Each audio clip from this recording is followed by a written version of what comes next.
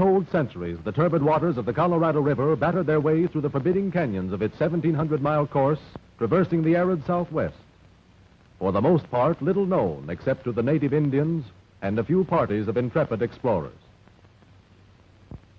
Draining a vast region of mountain and desert, entering 7 of the largest western states, it poured its waters southward into the Gulf of California, carrying into its delta a tremendous volume of silt, and periodically overflowing the prosperous towns and rich agricultural districts near its mouth with devastating floods. From the time of its discovery, it remained a challenge to engineers who sought to control it, until the enactment in 1928 of the Boulder Canyon Project Act, authorizing the construction of Boulder Dam. In Black Canyon, where the Colorado River forms the boundary between Nevada and Arizona, in the very heart of the great desert of the Southwest, the United States Department of the Interior, through its Bureau of Reclamation, was directed to proceed with the construction of this mightiest of dams. Highways were pushed across the desert.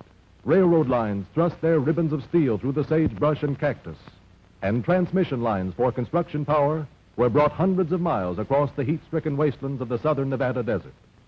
Every section of the country was called upon to contribute to the staggering quantity and wide diversity of materials required.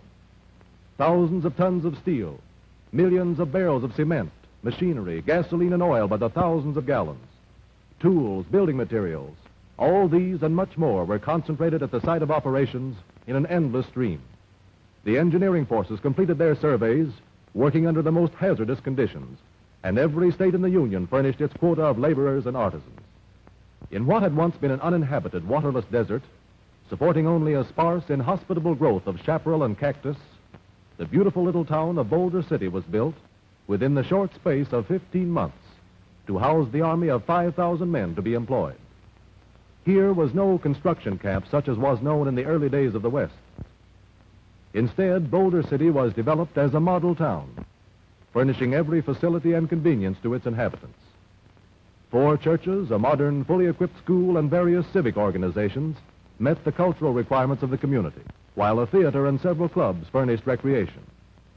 A thriving business section developed along the principal streets, while pleasant homes surrounded by gardens faced the broad tree-lined residential avenues of this modern, spotless town.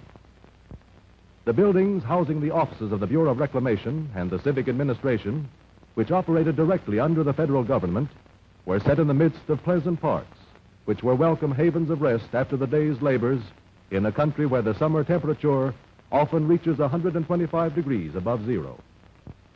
In the business section of the town, arcades formed a protection against the tropic sun. Lovely flower gardens bloomed in marked contrast with the surrounding desert.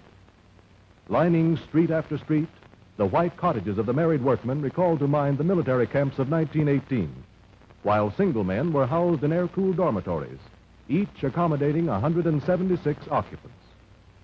Under conditions which would have gained the wholehearted approval of any modern housewife, tons of food were prepared and served daily in the sanitary, electrically equipped kitchens. A corps of cooks and waiters was able to feed as many as 1,300 men at one setting of the tables. Menus were varied and the food was of excellent quality. As Boulder City was about 7 miles distant from the dam site, it was necessary to provide transportation for the workmen to and from the job. This was accomplished by a fleet of passenger motor trucks, some of them carrying as many as 160 men. A 24-hour day was divided into 3 shifts of 8 hours each for all classes of labor. The 4th of July, Labor Day, and Christmas were the only holidays observed. Once the rapid tempo of the ambitious construction schedule was established and underway toward the marking of a record-breaking achievement in American engineering history. It was in March 1931 that 6 companies incorporated of San Francisco, California, was awarded the general contract for the construction of the project, including Boulder Dam and its appurtenant works. And by early summer of the same year, preliminary construction work was in full swing in Black Canyon. During this early period of construction, before roads had been built into the depths of the gorge, men and materials were forced to take to boats or travel the catwalks, often swung between the sheer walls of the canyon at dizzy heights above the muddy waters of the world's most dangerous river. It was not long before roads and rail lines had penetrated into the very lowest reaches of the canyon. To provide these arteries of transportation, thousands of tons of virgin rock were blasted from the age-old walls of the gorge. Thus, the first thunders of man's determination to conquer the Colorado River reverberated between the sheer cliffs of the canyon, which heretofore had known only the hot silence of the desert and the roar of the river's angry floods. The boring of 4 diversion tunnels to carry the stream around the dam site during construction, 2 on each side of the river, 56 feet in diameter and averaging 4,000 feet in length, constituted the first major construction operation. The drilling jumbos used on this job were mounted on motor trucks to facilitate handling and were capable of driving from 24 to 30 powder holes into the heading simultaneously by means of drifter drills. The tunnels were excavated through the rock simultaneously from 4 headings, 1 at either end and 2 boring in opposite directions from a river-level auxiliary tunnel located about midway on the main bore. A pioneer drift was drilled at top line and closely followed by the excavation for the complete 56-foot bore. Thousands of tons of drilled steel were used in this work, and the sharpening shops were kept working at top speed night and day to maintain a steady supply. After the powder holes had been drilled and the rock blasted, power shovels and trucks moved into the tunnels for the purpose of removing the shattered material. An unbroken parade of heavy-duty trucks, each handling from 8 to 10 tons of rock, labored up over the steep roads cut into the canyon walls to dispose of the material in the gulches adjacent to the dam site. This phase of the task, which entailed the excavation and the handling of over 1.5 million cubic yards of material, was completed within a period of 13 months and was considered the most grueling portion of the work for both men and machinery. After the tunnels had been excavated, they were lined with concrete, 3 feet in thickness. Due to the unprecedented size of the bores, special equipment was designed to facilitate this task.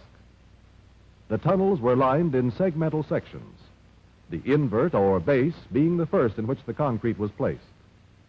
A gantry crane operating through the tunnel itself handled the concrete throughout this operation. The sidewalls were next lined behind movable steel forms, which traveled through the excavated section on rails laid from portal to portal. The top arch was placed with the use of a concrete gun operated by compressed air. To prepare the canyon walls to receive the abutments of the dam and to remove loose and dangerous rock from the face of the cliffs overhanging the site, many tons of rock were torn away and hurled into the depths of the canyon in a series of spectacular blasts, which occurred almost daily during the period from commencement of operations at the dam site to the time when actual building of the dam began about 2 years later. To reach their positions on the canyon walls, the men engaged in the work of drilling and handling explosives for these huge blasts traveled in cages or skips swung on cables at heights of hundreds of feet over the river. To the casual observer, this dizzy sky ride must have seemed thrilling indeed, but to the workmen themselves it became a matter of course and all a part of the day's job. The first step in preparing for the blast was the drilling of powder holes into the rock of the canyon wall. For this purpose, the jackhammer drill, operated by a single man, was generally used. The holes were then loaded with dynamite, and the blast set off, shattering the air with its detonation and shaking the very earth with its force. After the blast, these acrobatic workmen, known in construction camp parlance as high scalers, swarmed over the face of the cliff to remove the fragments of rock shattered and loosened by the upheaval of the explosion. Only in this manner could the walls be successfully cleared of debris. Swinging in bosun's chairs from the canyon's rim, these daredevils were protected in their hazardous work by hard helmets, safety ropes, and other safety appliances. In November 1932, preparations were made to divert the river through the tunnels. A small blast opened a breach in a temporary dike which had held the river in check at the entrance to one of the tubes, opening the way for the free passage of the water into the 50-foot concrete-lined bore. A temporary dam of earth and rock was quickly thrown across the stream, deflecting the entire flow. Within 24 hours, the Colorado River, under control for the first time in its history, was flowing around and past the dam site through the huge diversion tubes. An all-time record was set in placing the more than 1 million cubic yards of material required for the construction of the two cofferdams, in themselves barriers of no mean proportions. The earth fills were compacted to an elevation well above the high water mark to prevent the flow of the river from entering the scene of operations during the construction of the dam and power plant. After the completion of the cofferdams, the site was unwatered, and a fleet of power shovels and trucks put to work on the excavation of the riverbed material to provide foundations for the structures. This excavation was carried to a point 135 feet below the old river level, necessitating the handling of more than 2 million yards of rock, earth, and sand. Here again, the stamina of both men and machinery was put to a severe test in transporting the waste from the very lowest depths of the gorge. As the cleanup of the dam site progressed, the ancient bed of the Colorado River was laid bare. Here, geologists were able to read the story of what had happened ages ago, when the chasm now called Black Canyon had been carved out of the primal rock by the rush of water from a great inland sea, and the Colorado River was settling into its present bed. To ensure the greatest possible stability for the foundation of the dam, meticulous care was exercised in preparing the rock surfaces for the reception of the first concrete. Sand and gravel for the 4.5 million cubic yards of concrete required for the construction of the dam and its appurtenant works were obtained from a detrital deposit located on the Arizona side of the river, some 12 miles upstream from the dam site. Here, the raw material was excavated by dragline and hauled by train to the gravel screening and washing plant, which was the largest of its kind ever built, being capable of producing 20,000 tons of crushed, screened, graded, and washed materials every 24 hours. Arriving at the plant, the raw material was dumped into hoppers, from which it was conveyed into the plant over endless belts. Here it passed through the various stages of screening, by which it became suitable aggregate material for the manufacture of concrete of a quality meeting the most rigidly uniform requirements. Oversized cobbles, that is, those measuring more than 9 inches in one dimension, were first screened out, then crushed and returned to the plant for regrading, along with raw material. The screening plant itself consisted of 4 towers of similar design, each equipped with screening apparatus, and each separating out gravel of a different given size from the mass of raw material reaching the unit over the conveyor belts. An endless stream of raw, pit-run gravel passed over the screens, and the selected material carried to the stockpiles over the conveyor belts, each of the 4 sizes being stocked separately, ready at hand when needed at the mixing plants. A clarifier tank provided 6 million gallons of clear water daily for washing gravel and sand. Raw material for concrete manufacture, which fell into the size classified as sand, was graded a second time into 3 sizes after the very fine and undesirable sand had been discarded. The 3 selected sands were then recombined into a uniform mixture to meet specifications for the concrete to be used in the dam and the appurtenant structures of the project. The sand was then stored, awaiting the requirements of the construction program. As the graded materials were called for, conveyor belts loaded the sand and gravel into railroad cars for transportation to the concrete mixing plants located at the dam site several miles distant. Concrete was mixed in 2 plants, one located in the bottom of the canyon upstream from the dam, and the other on the canyon rim on the Nevada side, immediately over the dam site, both equipped with the most advanced machinery for concrete manufacture. Upon arrival at the concrete mixing plant, sand and gravel of the various sizes were stored in separate bins. A railroad system of sizable proportions was required to maintain a steady flow of material from the gravel pit to the screening plant and from the screening plant to the concrete mixing plants. Bulk cement was unloaded from railroad cars by means of a pneumatic pump and conveyed into the bins of the blending plant, where cements from several production sources and of varying physical and chemical characteristics were combined into a uniform product. This was necessary because of the requirement for standardization in concrete workability, strength, texture, color, and other properties. Following the progress of concrete manufacture through its successive stages, we see the several ingredients entering the concrete mixing plant, where they were combined scientifically and under rigid inspection into a finished product. With a maximum capacity of 24 cubic yards of concrete every 3.5 minutes, the high-level mixing plant at Boulder Dam represented the ultimate in plant installations of its kind. Here, automatic equipment not only controlled the apportionment of the concrete ingredients, but in addition maintained a graphic record of every plant operation. From his post on the control deck of the mixing plant, an operator was able to direct the entire mixing cycle, from the initial weighing of the ingredients on through the complete mixing process. The human element was almost completely eliminated, as the mechanical equipment was capable of automatically selecting, measuring, weighing, and recording the proper materials in the precise amounts required for the production of a given mix, to which the recording dials had previously been adjusted and set. Here also we find the production line conveyor belt speeding up the process by carrying the component parts from the measuring and weighing hoppers into the batching bins, from which the materials were dumped into the 4 cubic yard capacity rotary mixers. Water was added in controlled amounts, and the entire mass thoroughly agitated as the last step in the economical and efficient manufacture of a concrete strong enough to withstand the enormous pressure to which the dam would be subjected. From the mixing plant, concrete was dispatched to all sections of the works, and because of the widely varying conditions prevailing, various types of containers and methods of transportation were involved.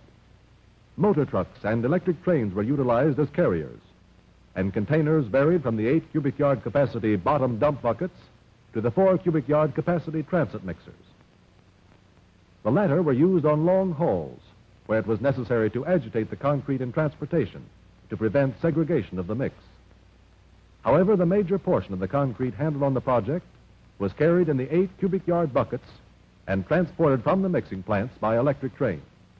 A system of 9 aerial cableways spanning the canyon from rim to rim and anchored at either end to movable towers was utilized to carry the concrete and other materials from the points of train or truck delivery to the dam and other structures on the project.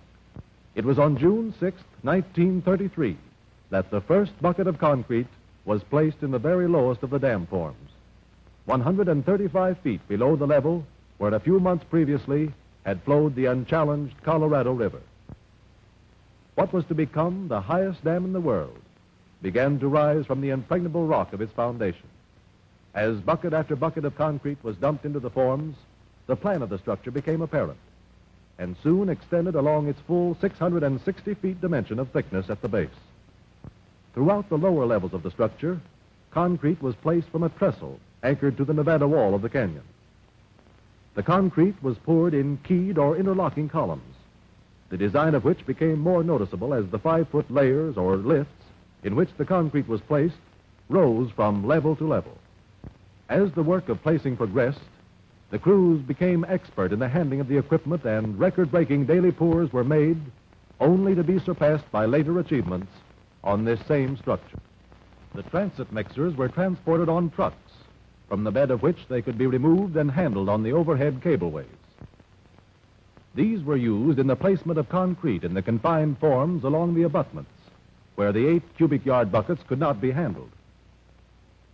Selecting at random one bucket from among the hundreds of thousands that traveled from the canyon rim over the cableways and down into the dam forms, we see the typical operation from the time the bucket is picked up by the cableway on the canyon rim, swung out into midair over the gorge hundreds of feet above the forms, its tremendous weight of 22 tons riding easily and gracefully over the cable, as it is lowered into the forms with an ease and certainty seemingly out of proportion to its great bulk and tonnage.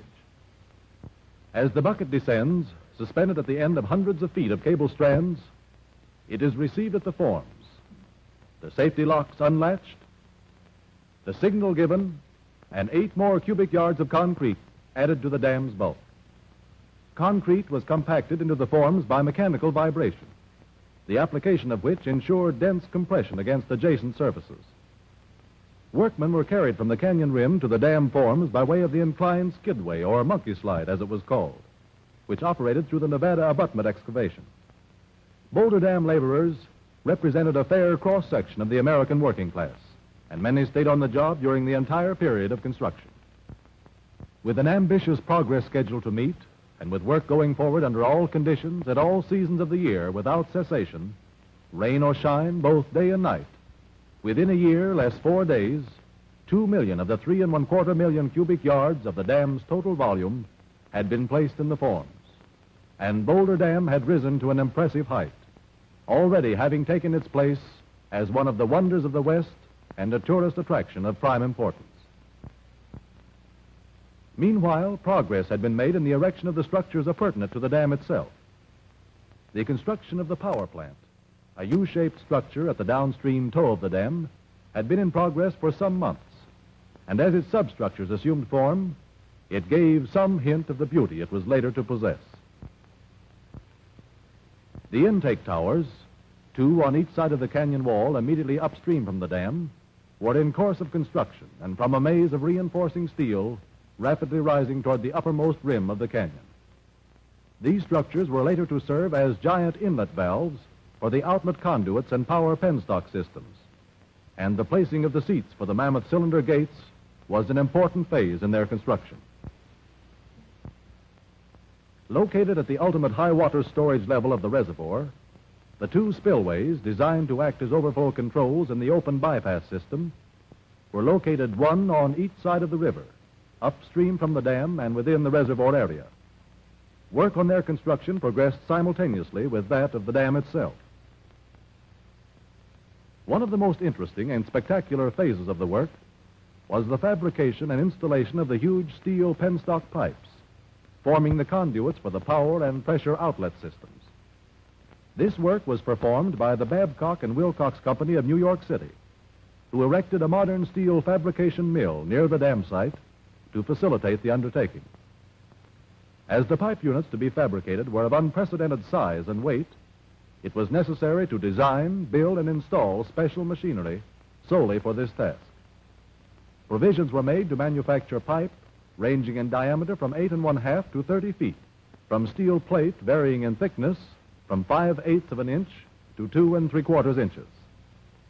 As it was impossible to ship units of this size across country by rail, steel plate was brought from eastern rolling mills, and the entire process of manufacture, including rolling and assembling, was initiated and completed at the Boulder Dam plant. First step in the fabrication process, after the plates had been laid out to dimension, was the shaping of the edges to ensure the precision and accuracy of later steps in their manufacture. This work was done on a planing machine capable of handling a strip of steel 50 feet in length. The plates were then given an initial bend on a giant press operating at a pressure of 3,000 tons. This initial bending was necessary to avoid damaging the rolls when the plates, in the next step of fabrication, were rolled into circular form. The plates entering into the manufacture of the 30-foot diameter penstock pipe were fabricated through the initial steps of manufacture in 11-foot widths. These plates were 2 3/4 inches in thickness and were rolled into circular form by being passed through 40-inch vertical rolls until the desired degree of curvature had been obtained. One such plate represented a segment equal to 1/3 of the complete circumference of a finished pipe. Having been rolled to the correct degree of curvature, the 3 curved plates were joined to form a single ring, 30 feet in diameter and 11 feet long. 2 such rings were then joined end to end to form a shop unit 22 feet long. All joints were made by electric welding, and in forming the longitudinal joints, an automatic welding machine traveling on a chassis supported in line over the joint was used.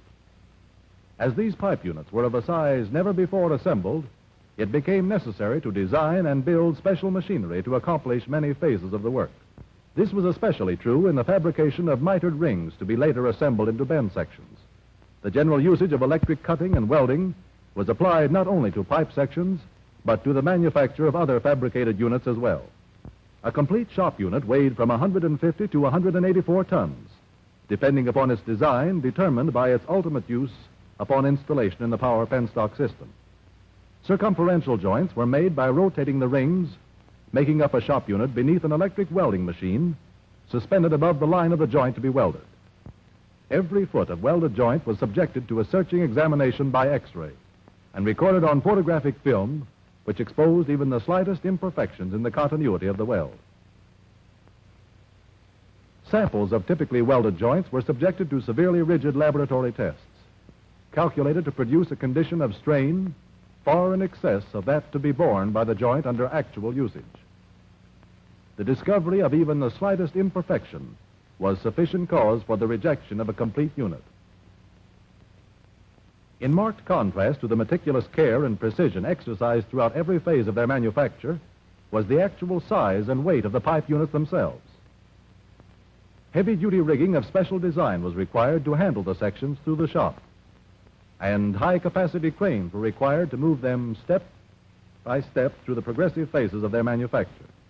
To equalize the terrific internal strains introduced into the plates by bending and the additional temperature strains incurred during welding, individual pipe sections were subjected to a temperature of 1400 degrees Fahrenheit in a gigantic annealing furnace. This temperature was induced not by the application of flame itself, but through the circulation of superheated gas. Shop processes were carried only as far as the production of the unit section. As these sections were to be joined to form a continuous penstock, provision was made to accurately accomplish this junction in the tunnels. To guarantee a satisfactorily tight field joint, the ends of the sections were machined on a mammoth vertical lathe, operating across the 30-foot diameter of the pipe. After a final inspection, the pipe section was ready for installation. A modern streamlined train passing through one of the huge tubes affords an interesting gauge for the comparative size of the units. The job of transporting the pipe sections from the plant to the dam site was in itself a tremendous undertaking. And to accomplish this work, a special road trailer capable of carrying 200 tons was designed and built. Caterpillar tractors furnished the motive power, as the trailer itself was not equipped with the means of locomotion. During handling, the conformation of the pipe section was maintained by rigid internal bracing. The movement of the heavy trucks was controlled by air brakes and power steering apparatus, with which the trailer itself was equipped. Upon arrival at the canyon rim, directly over the dam site, the unit was maneuvered into position for lowering into the canyon. To perform this task and to handle other heavy equipment, a permanent 200-ton capacity cableway had been swung over the gorge, its 6 3.5-inch track cables securely anchored into the rock of the canyon wall. The cableway was manipulated from a control tower overhanging the canyon, from which the operator commanded a full view of all its movements. The heavy hoisting machinery, controlled by synchronized motors, was the largest and most powerful of its kind ever built, as were also the track cables themselves, which spanned the canyon a distance of 1,256 feet at an elevation of 700 feet above the river from the head tower located on the Nevada side. Over the track cables traveled the carriage through which the hoisting and traveling cables were played. A specially designed heavy-duty rig, which became known to the workmen as the moonbeam, because of its peculiar shape and from which the pipe sections were suspended, was used in lowering the huge tubes into the low levels of the canyon while cradled in a sling of heavy steel cable. After all lashings were secure, the pipe section was lifted from the trailer to begin its slow and carefully controlled movement over the cableway, riding from the rim out into space, suspended 700 feet above its ultimate position. When the cable carriage with its tremendous weight of steel had been maneuvered into location over the intended landing far below, the hoisting cables were slowly played out and the pipe lowered under absolute control into the canyon. Here, a second specially designed car waited at the portal of the access tunnel to relieve the cableway of its burden and carry the pipe section underground to become a part of the extensive conduit system penetrating the cliffs on both sides of the canyon. With the workmen laboring in the tunnels far underground, the gargantuan task of placing the penstock pipes in position to form continuous conduits between the intake towers and the powerhouse and outlet works was accomplished. The separate units were hoisted into location with the aid of cables, and once placed in position, were joined with pressure pins to form a continuous pipe. While work on the appurtenant features of the Boulder Canyon project was in progress, an uninterrupted stream of concrete had been pouring into the forms of the dam from both mixing plants. Progress was curtailed only by the limitations of sound engineering and construction practice.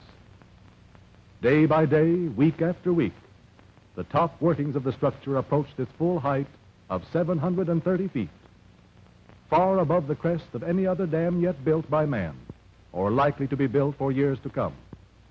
Schedules established at the outset of the work were left far behind, as the concrete of the dam narrowed toward its crest and the structure widened between its abutments, approaching the very top rims of the canyon wall. In June 1935, the dam structure itself stood completed, 2.5 years in advance of the time originally designated. In September of the same year, President Franklin Delano Roosevelt, voicing high praise for both designers and builders, dedicated Boulder Dam to the progress of the nation. As final construction work was completed, the impressive beauty of the structure became apparent. The roadway, traversing its 1,300-foot crest, forms a magnificent link in a transcontinental highway. The reservoir filling behind the dam was named Lake Mead in memory of Dr. Elwood Mead, late Commissioner of Reclamation, whose life work culminated in the building of Boulder Dam.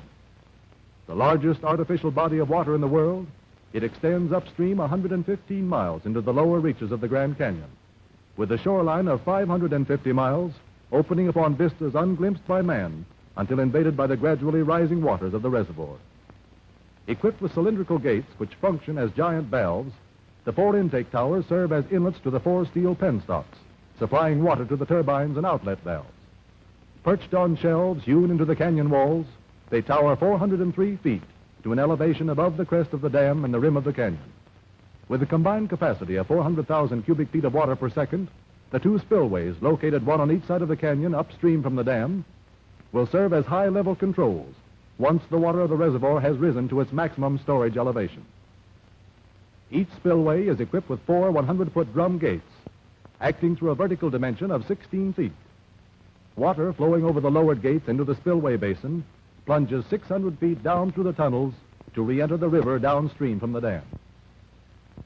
The Boulder Dam power plant is built in 2 wings, one along each side of the canyon wall at the downstream toe of the dam. The first generator was placed in operation on September 11, 1936. Equipped with 17 generating units, with capacities ranging from 40,000 to 82,500 kilovolt amperes, this, the world's largest power plant, is capable of generating 1,835,000 horsepower of electrical energy when operating at its rated capacity. The transmission lines carrying Boulder Dam power radiate in a network from the dam with the major lines serving the Los Angeles metropolitan area. From the takeoff structure located on the roof of the powerhouse, the lines are taken up over the rim of the canyon into the switchyard above, where the most highly specialized and modern developments in the power transmission field are to be found. From the switchyard, the lines travel out across the desert, bringing light to the homes and cities and power to the factories of the great Southwest. From Parker Dam, 150 miles to the south, the Colorado River Aqueduct supplies the city of Los Angeles with the domestic and industrial water supply. While from the Imperial Dam, 300 miles to the south, the All-American Canal diverts water from the Colorado River into the rich agricultural districts of the Imperial Valley. And so Boulder Dam stands today, a modern colossus, shouldering the rock-ribbed walls of Black Canyon, stemming and controlling the floods, and bending the will of a hitherto ungovernable stream, the Colorado River, to perform the fruitful tasks of a civilization rapidly invading the limits of its last frontier.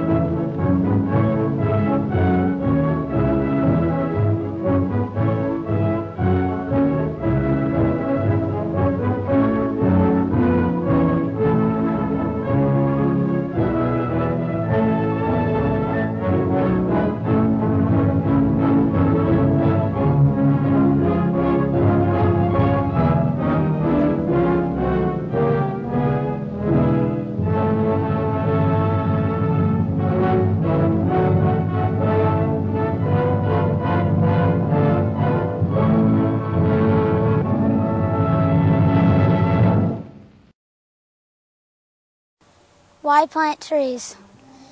Did you know that without trees, our life would almost be impossible?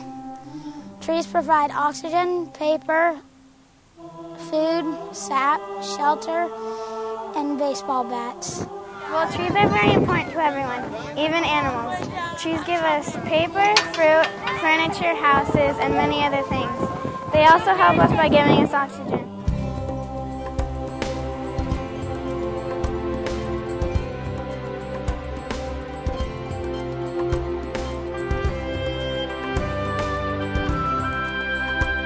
Welcome to the 2010 Arbor Day celebration here at Wayland Baseball Field. You know, we try to plant trees every year with the kids because we want the kids to be a part of our Clean Green Boulder City. A lot of these kids will go through high school here and elementary school, junior high, and then end up at the high school. And this tree will end up growing to be a big, 30, 40-foot tree. And every time they go by and they said, I remember, when I was in 4th grade, I planted this tree. We still have people that we planted trees over at Broadbent Park over here that the kids come and said, in 1st or 2nd grade I planted this tree, and it's their tree basically. I think we should plant trees because they give us oxygen, which is really important. Also, it gives us paper and awesome tree houses. But we should always have trees because they are cool and fun to study. There are many different kinds of trees, such as the pine tree, maple tree, oak tree, and many, many more. Olafrid Olsen, a Norwegian agent in occupied Norway, was unaware that a spy was that someone tipped off the Nazis that a spy was in the apartment. Click, click, click. Olaf heard metal-toed boots of soldiers. He grabbed a part of a tree, made a hidden compartment in a chest, and waited. He hid his gun, pocket radio, map, and other information, along with artillery information of the Nazis' positions. Luckily, he wasn't caught. Like Olaf, trees help us in many ways, like produce oxygen, fruit, my favorite, maple syrup. Good morning, everybody. Good morning. What grade are we in? Grade what? 4th grade, huh? So can anybody tell me what kind of tree this is? Pine tree. Why do we have trees? Anybody? What's a good reason to have trees? What? Oxygen. How do they do oxygen? How do they produce oxygen? What do they bring in? Another type of gas. Right. What's another good reason to have trees? Everything that's over there. For shade. Trees are good for shade. Trees are good for breaking the wind. This comes through, right? What else? Anybody else? Maple syrup. What else do trees do? Baseball bats, right? Good for that. Yeah, I'm still wanting one more. What else do they produce? Food, fruit, nuts, right? What's the first thing we gotta do before we plant a tree? Dig a hole. So who wants to dig a hole? Yeah. You look like you're ready to dig.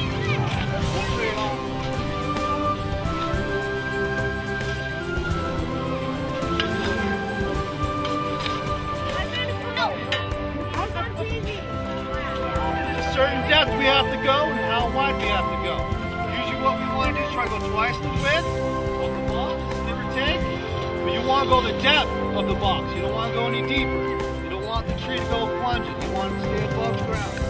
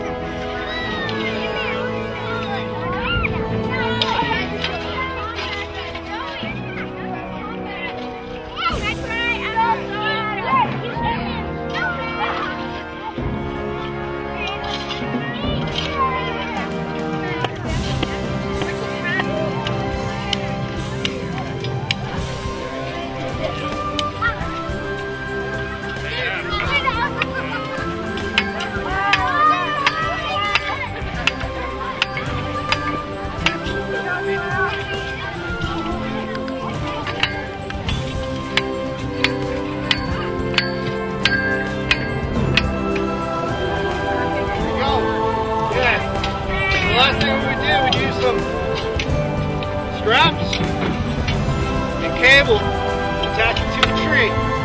That's it. Thank God for all his Miss Willis' 4th grade class, you did a tremendous job. When you plant the tree in the ground, it gives oxygen all around. Everybody plant a tree. Join around with lots of glee. Make some air for you and me, or to make some maple syrup, just plant a maple tree. If you want some nice cool shade, plant a tree right away and start enjoying the shade today.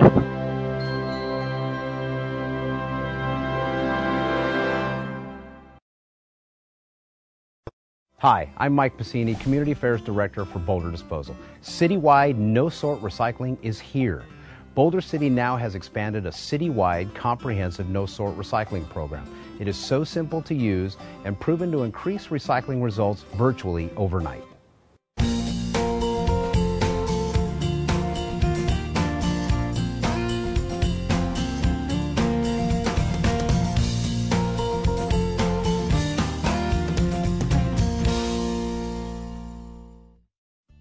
Welcome to the Boulder City Recycling Center, where thousands and thousands of tons of your recyclables are diverted from being buried in our landfill. You can now recycle at home, at work, and at school. The new recycling program is totally easy, so do your part. Aim for zero waste. How easy is it, you ask? You throw all your recyclables into one bin and you're done. And it's that simple. Just put your cart at the curb before 6 a.m. every Wednesday to ensure pickup. Recycling is now available for single-family and multifamily residences, including apartments, mobile home parks, and RV parks. The new program includes businesses, schools, and parks too. So no matter where you are in Boulder City, you can do your part. The industry term for no-sort recycling is single stream. In its simplest terms, what used to be multiple streams of recyclables needed to be separated by the homeowner in advance of pickup. The no-sort method combines all the streams, paper, plastic, and glass, into one. All participants need to do is throw all recyclables into one container. And due to technological advances in recovering the materials, nearly all of the waste is effectively recycled. Be sure to review the No-Sort Recycling Guide brochure that came with your container to ensure proper material disposal. Recyclable guidelines are also indicated on the container lid. Boulder City, with your continued commitment to recycling and our new BC Waste-Free No-Sort Recycling Program, we are confident we can more than double the amount of recyclables kept out of our landfill. All homeowners can participate in the citywide BC Waste-Free Curbside Recycling Program. Each homeowner will be provided with a green 65-gallon wheeled recycling bin. All recycling will be collected on Wednesday every week. Place all recyclable materials in the green bin and wheel it to the curb. Remember, the green bin should have no food, yard waste, clothing, styrofoam, wax-coated cartons, or cups. It's very important to keep the green bin for our recyclables only. Once your green bins have been emptied, the recyclables are trucked to the Boulder City Recycling Center and unloaded. It's here at the Boulder City Recycling Center where your recyclables are loaded into containers and trucked to the main recycling center in North Las Vegas. So no matter where you are in Boulder City, you can do your part. Aim for zero waste. For those residences requiring additional recycling bins, please email us at contact@bcwastefree.com or visit us online at bcwastefree.com. Improved recycling is vital to the future of our city and our planet. Aim for zero waste. I'm Mike Piscini, Community Affairs Director for Boulder Disposal, and together we'll make Boulder City cleaner and greener.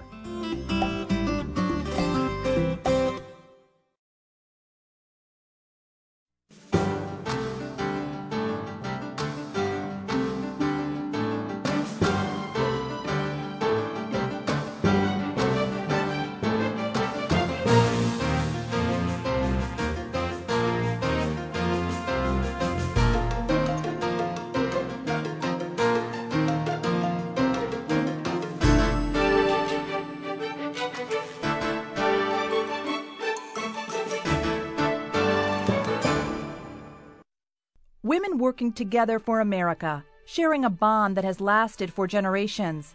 These are the Daughters of the American Revolution, dedicated to their love of God, home, and country. I'm very proud to be a member of the DAR because it encompasses all that I believe in. More than 2 centuries after their patriot ancestors founded this nation, today's DAR is still preserving the ideals that made America great by serving communities across the country. You get this wonderful feeling at the end of the day that I have accomplished something. I have made a difference. And the people's lives that you touched are infinitely more enriched because DAR has walked into their lives.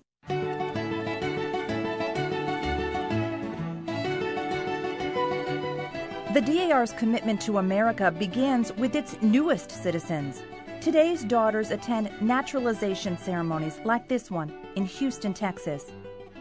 It's a moment the Ramirez family has dreamed about, watching their daughter Cindy become an American. The first time they say the Pledge of Allegiance to the flag of the United States as citizens of the United States, it is a moving experience. It reminds us of how fortunate we are to have lived in this country for so many generations. The DAR has supported immigrants since the days of Ellis Island, providing them with a citizenship manual and a warm welcome. We want them to understand that we're glad that they're citizens and we recognize the commitment that they've made. They made us feel that we're no different, that we belong, and that's very important for us. This day is a very blessed day for me. I've been waiting for this day. To see their appreciation and to see their joy, I'm grateful to be able to share the day with them. The DAR has been proudly serving the public since 1890, when it was founded as an organization for women who are direct descendants of Revolutionary War patriots. Today's DAR is one of the largest service groups with 168,000 members and 3,000 chapters in the United States and abroad. Each year, daughters meet for Continental Congress at their Washington, D.C. headquarters. But the DAR is more than its pageantry, history, and beautiful buildings. Its members make it unique. The DAR member of today is definitely not a fence sitter. She's very well educated. She is a professional. She is the retiree. She is the stay-at-home mom. People think that DAR is for old ladies. My slogan is, it's not your great-grandmother's DAR. I'm today's DAR. I'm today's DAR. I'm today's DAR. We have women of all color, of all religions, of all politics. The diversity in DAR really attracted me to the organization because it's a really great group of women who are very dynamic and have a wide range of skills and experiences, and I've really learned a lot from them. Some of the most remarkable women that you will ever hope to meet are here in DAR. They're just fabulous to work with. The DAR is growing and it's changing, and I want to be a part of that change. I'm today's DAR. I'm today's DAR. I'm today's DAR. Today's daughters are a diverse group with a common goal. Their mission is to promote patriotism, education, and historic preservation. It is the spirit of DAR, the spirit of patriotism, the spirit of service, wanting to do something for someone else. We can make an impact in this country, and I think that the more people can hear about DAR and the more people can know what we do, the more impact we can actually make.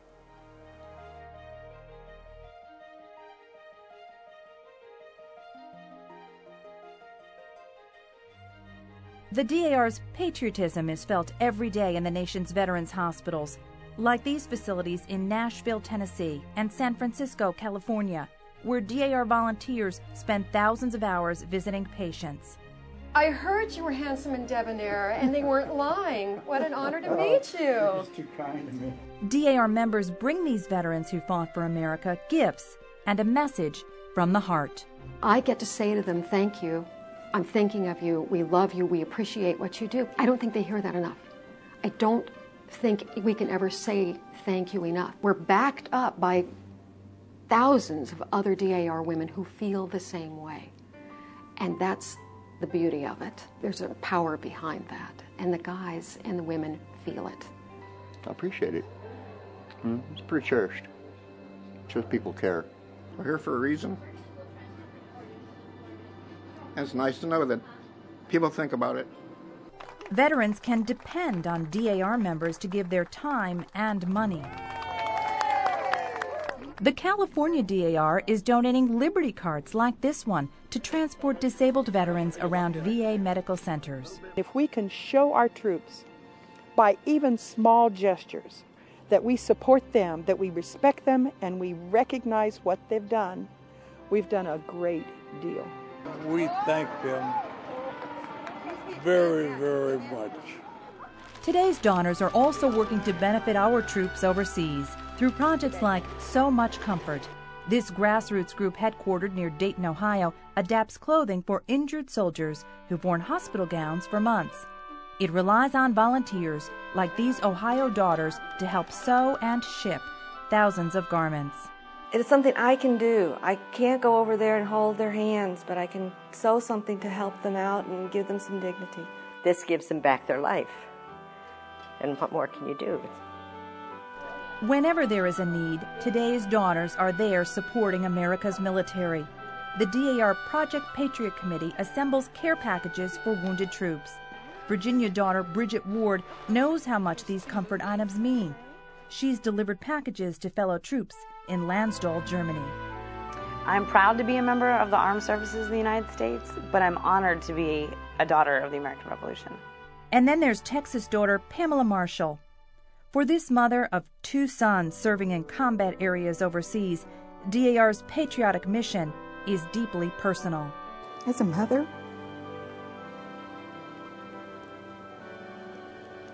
my heart is full. And as a citizen, I'm extremely grateful.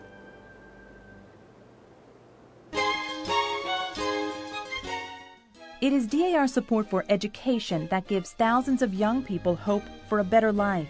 In places like Grant, Alabama, a mountain community with few opportunities until the DAR built a school here in 1924. Ladies from all over the United States gave the funds to build those buildings. It's just an amazing story.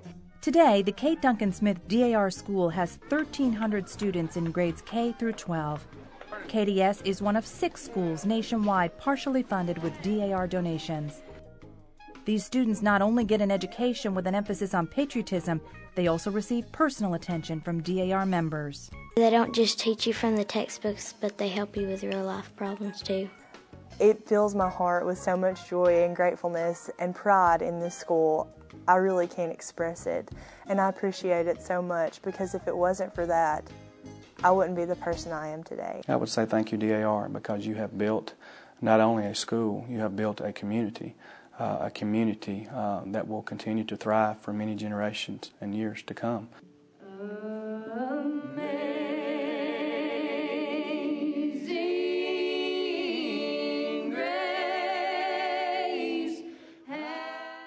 KDS senior and musician Lindsay Atchley will be able to go to college thanks to the DAR. It's inspired me, I guess, to encourage other people and to make a difference, or just be a good citizen. You can reach out and help a child to make a difference in their lives. They in turn will make a difference in the life of our country. Today's daughters work with schools and literacy programs across the country. They recognize young people with scholarships and good citizenship awards. These New Jersey students are winners of the DAR annual essay contest, which helps children learn about history. DAR education programs also go far beyond the classroom. Welcome to the Pink Ribbon House. You ladies are in for a special treat today. Texas chapters gave tours of this designer-decorated Pink Ribbon House in Houston, owned by Royce Hassel and his wife Sylvia, a breast cancer survivor. The tours raised more than $500,000 for medical research. We can help educate members and other people about the prevention and early detection for breast cancer, and just in general help them know more about how breast cancer can affect their lives. To have them volunteer so many hours for free, it was a big deal. It was very touching to me.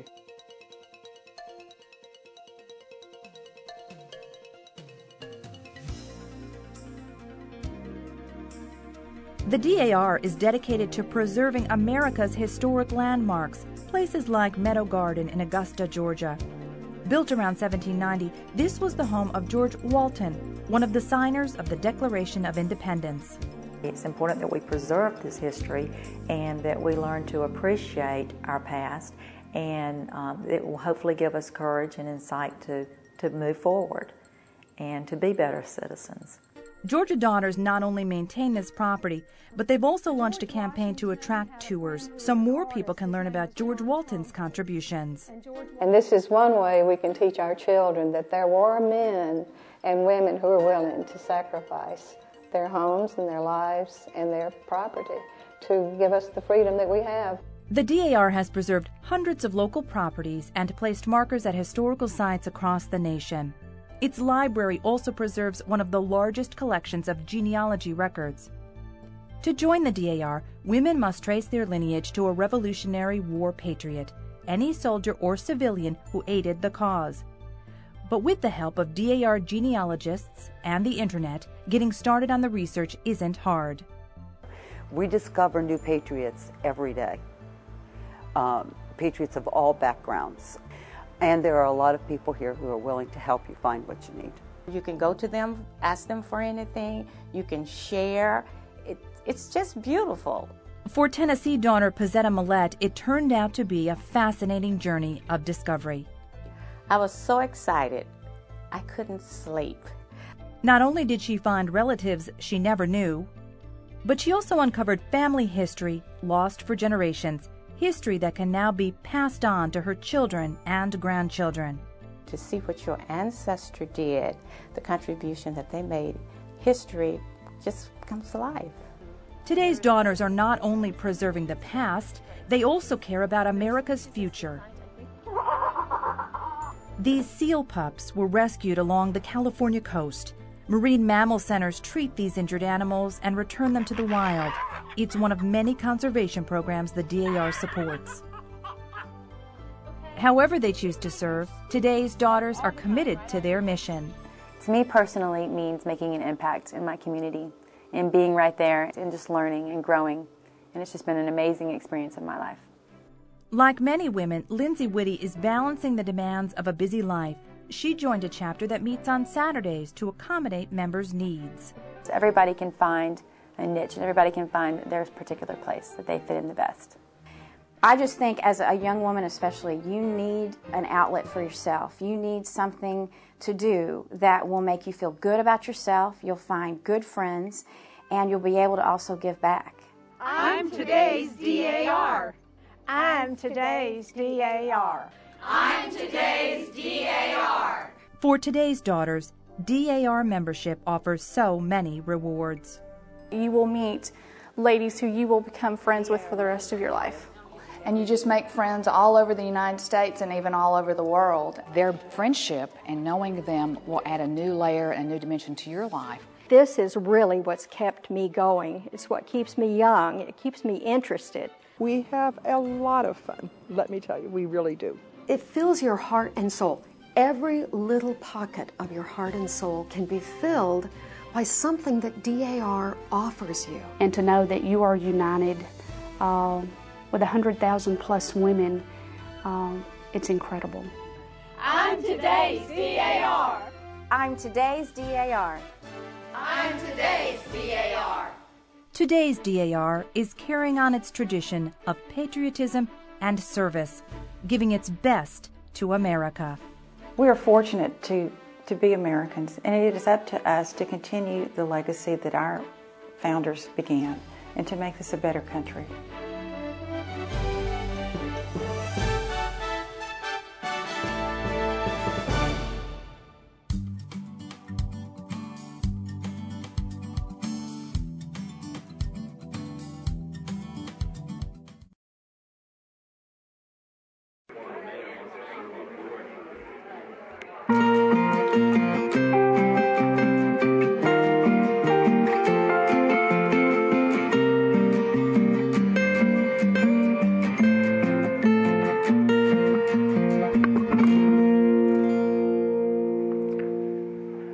Everybody, everybody. Welcome to City Council. As usual, we're going to start off with our invocation and Pledge of Allegiance. And tonight for our invocation, we have Pastor Jason King from Calvary Chapel to give us that. All rise, please. Thank you.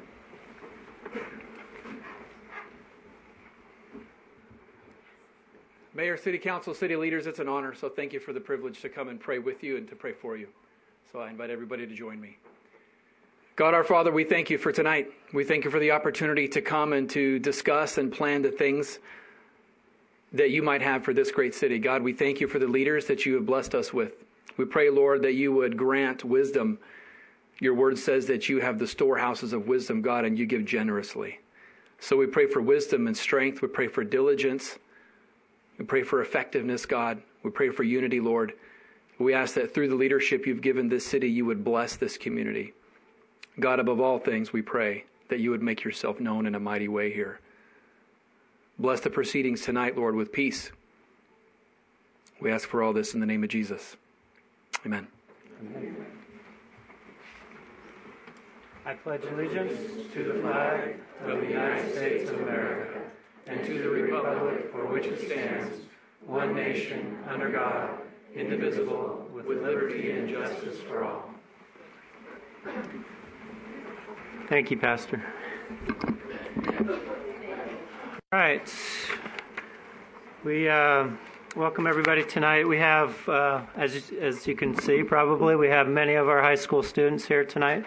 And we're going to do things a little bit differently than we usually do, in that we're going to do our public announcements first, which include some recognitions of our state championship high school teams. And I think to start off, we also have an oath of office. So we have our city clerk, Lou Crum, that will administer that.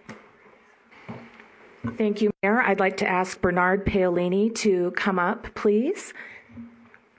Bernard is a longtime Boulder City resident, and he's also a retired public employee.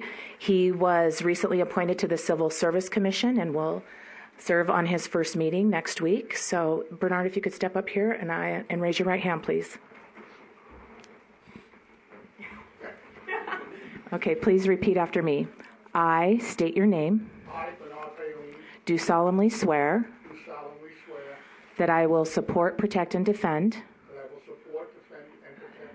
the Constitution and government of the United States and the Constitution and government of the State of Nevada against all enemies, whether domestic or foreign, and that I will bear true faith, allegiance, and loyalty to the same, any ordinance, resolution, or law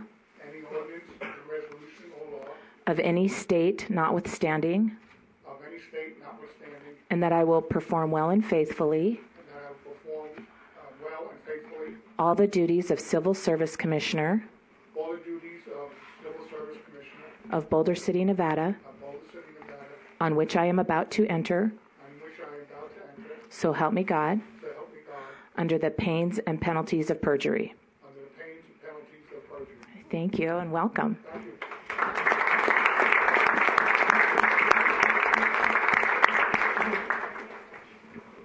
We like to stick it to our volunteers right from the get-go with a serious oath. All right, so we have our state championship teams here tonight, and should we do these one at a time? Probably, because we have a lot. So let's start out with our most recent state champions, our girls volleyball team, and we'll invite them to stand. We'll invite Coach Kurt Bailey to come on in and introduce them to us, and then why don't you guys come on up? Let's step down.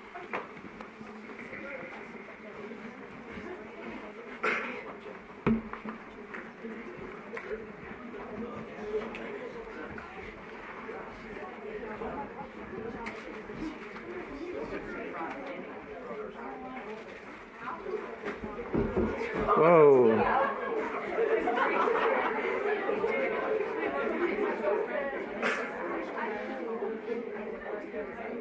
All right, so I have this certificate that I'll present to Coach Bailey, and I'm going to let him introduce the ladies to us. We'd like to thank the City Council for inviting us here tonight. We had a really incredible season. We just won the state championship, and it's the second year. We broke a lot of records as a team. This season, the best single season that Boulder City's ever had was 30 wins, and we ended up with 38 wins this season. So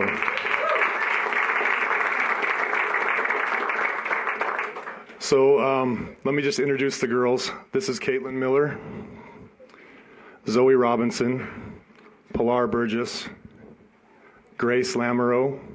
You guys can raise your hand when Reagan Herr, Cece Orton, also known as Sierra, Madison Wood, Rachel Crum, Ava Wright, Camry Bailey, Satya Cox, Ashley Wood, Laura Gibson, Kylie Fisher, Daphne Thompson, and Kelsey Robinson. And so an accomplishment like this doesn't happen without a lot of support and help. We'd like to thank our community, Boulder City, and also our coaches. I can introduce our coaches. This is Coach Robinson, Coach Johnson, and Coach Carter.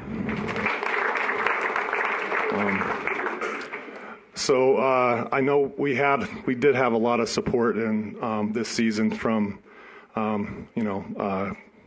all the fans at the high school, our administration, and a lot of you were at our games. So just like to thank everybody in the community. So thank you.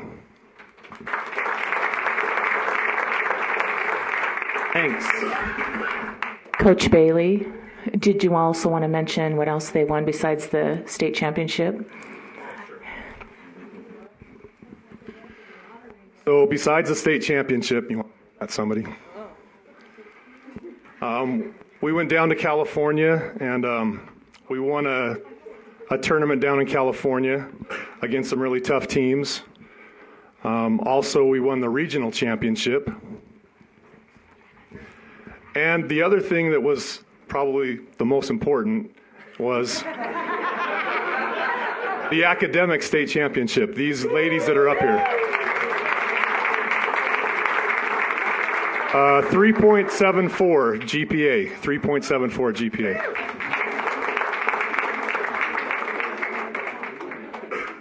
Yeah, council, step to the side. We'll use the wide angle lens here.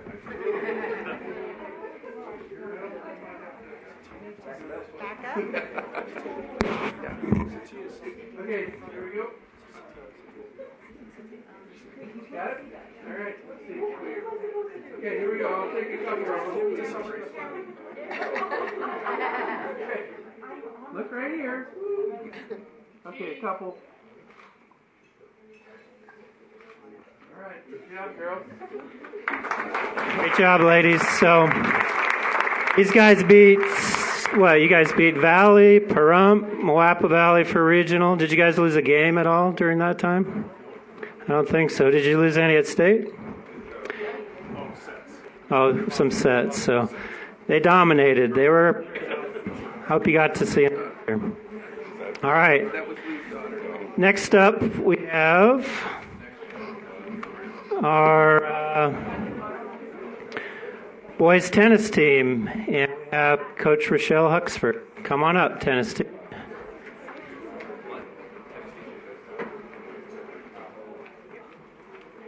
I think we did South Tahoe and Truckee, right, for state. Awesome.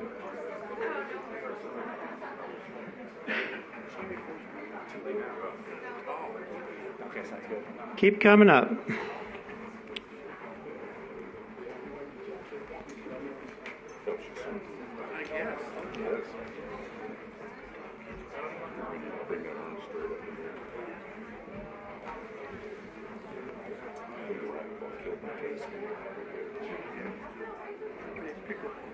So I have a certificate of recognition for the state champion boys tennis team, and I also have a certificate for Olivia Mickelson, who was the girls' state champ for the girls' team, and don't have the certificate, but I know that we're going to get it because we ran out of certificates. There's so many of you.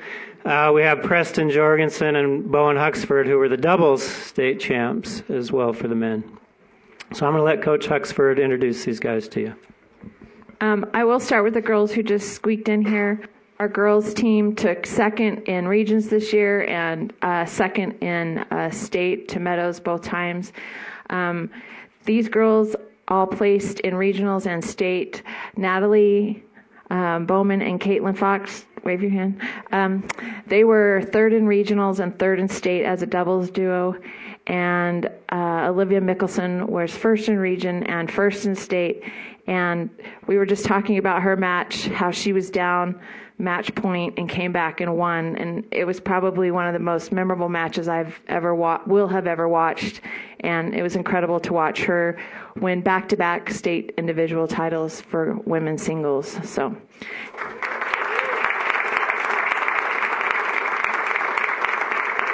And the girls this year were coached by Jamie Pappas, who couldn't be here.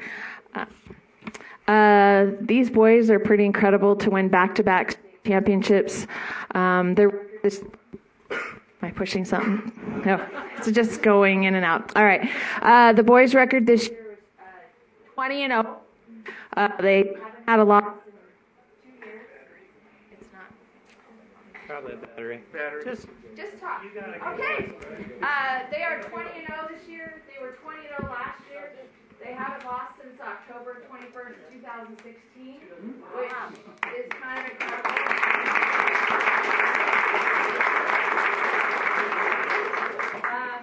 We played Meadows in the state final this year, and within the first two rounds, we had them beat, and so they conceded. We didn't even have to finish the third round, which was pretty awesome to beat them 10-2. We had some really great individual state winners as well. Ty Pendleton, raise your hand, Ty, and Carson Bailey took second in regionals as a doubles team. They lost to their teammates, Bowen Huxford and Preston Jorgensen, who took first in regionals, and they both repeated the exact same performance in state. Ty and Carson got second, and Bowen and Preston took first.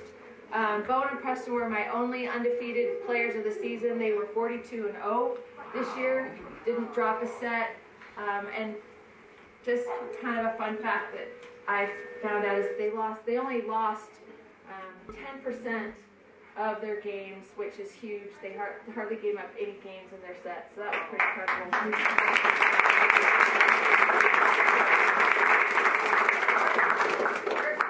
And then we have Connor Mickelson. Connor was first in individual singles this year in regionals. He beat Rua in regionals and then finals, and then in the state finals this year he played Rua again as well and lost in the state finals, and he got second. And it was a pretty awesome match, as well as his sisters, to have them both kind of going on at the same time. And these boys are awesome. I'm incredibly proud of all the hard work that they've done and the practice that goes into having such an incredible season. And I'd like to recognize Marilyn Pendleton, who is my sister coach, and for all her help.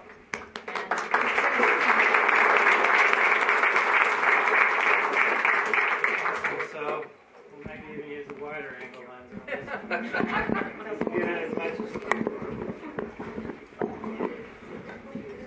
Let's see if I see everyone. Rich, I can't see you. Okay, here we go. A couple of them. One more. Perfect. Good job.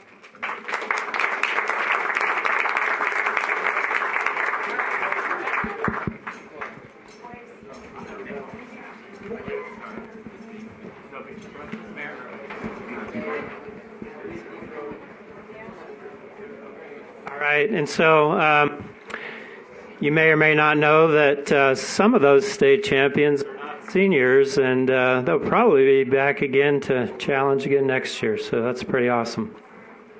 Okay, our last state champs that we have here tonight are the girls golf, and this doesn't work either. We have Coach Andy Schaefer, and we'll invite them to come on up.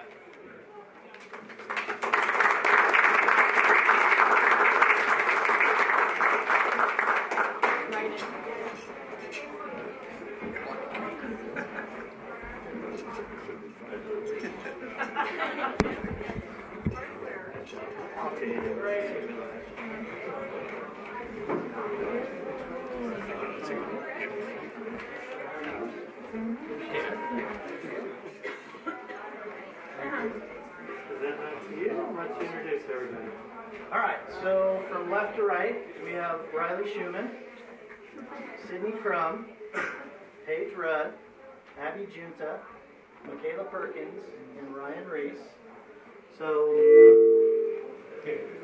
So our season was great. We in golf, you travel with 6 girls and you play. You count 4 low scores. In each event, there's also an individual competition. So we go through 5 different tournaments that we have. Our team won every tournament that we were in.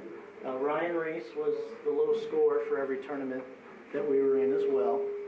We went to our region up in Mesquite, played a couple of golf courses up there. We played hard, but we fell short by 3 strokes to Pahrump. So Pahrump got us by 3. We came in second. Some individual accolades there.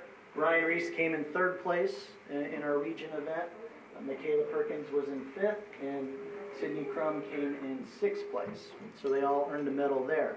So off we went to Truckee, played up in Truckee, stayed in Reno, played a beautiful golf course up there. It was phenomenal. The weather cooperated. We had 2 great days of golf.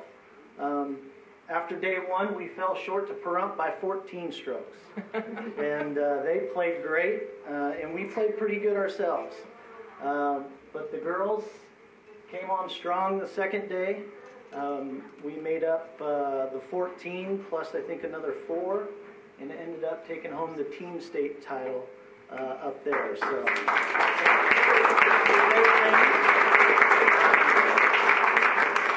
we had some personal bests that day, which were a lot of fun. Michaela with a 92.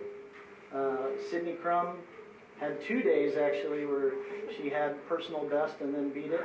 You were 87, 86? 85? Okay. We're not counting. A lot of numbers. And Ryan Reese came in with an 81 the second day. 81 or 82?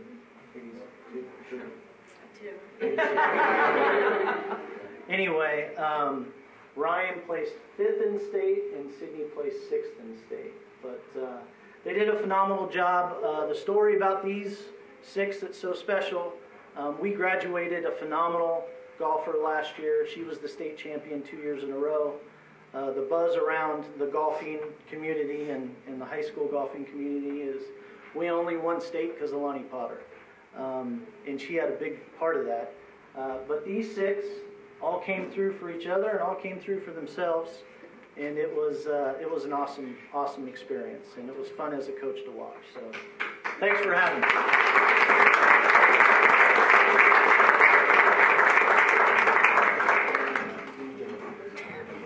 Can I say swords? Yes.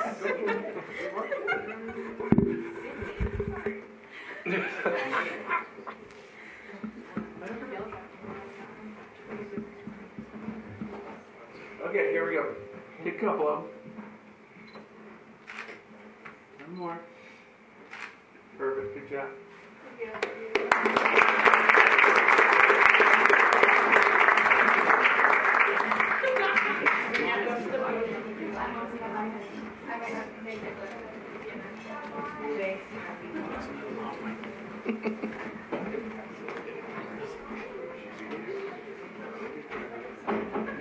So,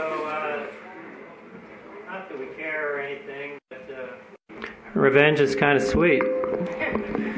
That was nice to give it back to Pahrump. You probably noticed that some of those, we had some sister acts there with our proud parent, our city clerk, a couple of crumbs. They weren't on the same team, but they still brought home some hardware, and we had some Woods, and I probably missed a few others. Mickelson's brother, sister act, and Bailey's, yes. So one Schumann, yep, and proud Papa right here. So it's all good. These guys are great ambassadors for Boulder City. We love to honor them.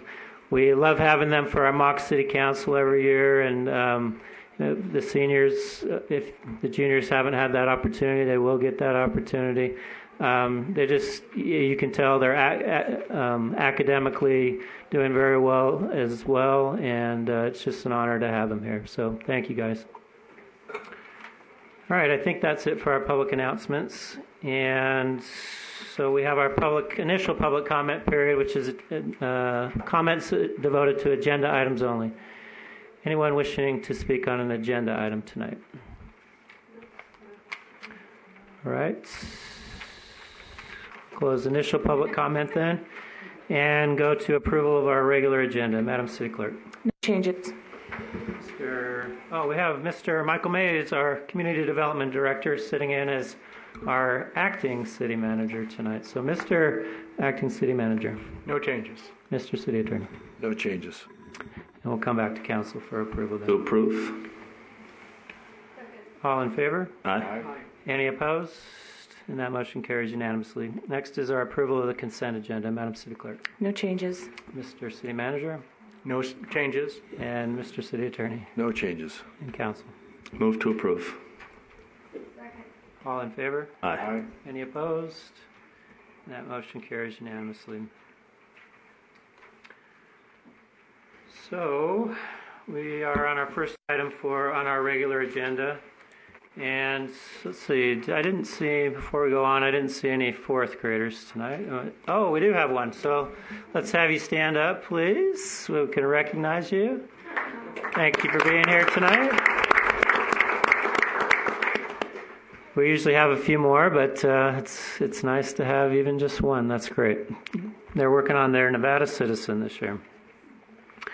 All right, our first item on our regular agenda is an introduction of a bill number 1838.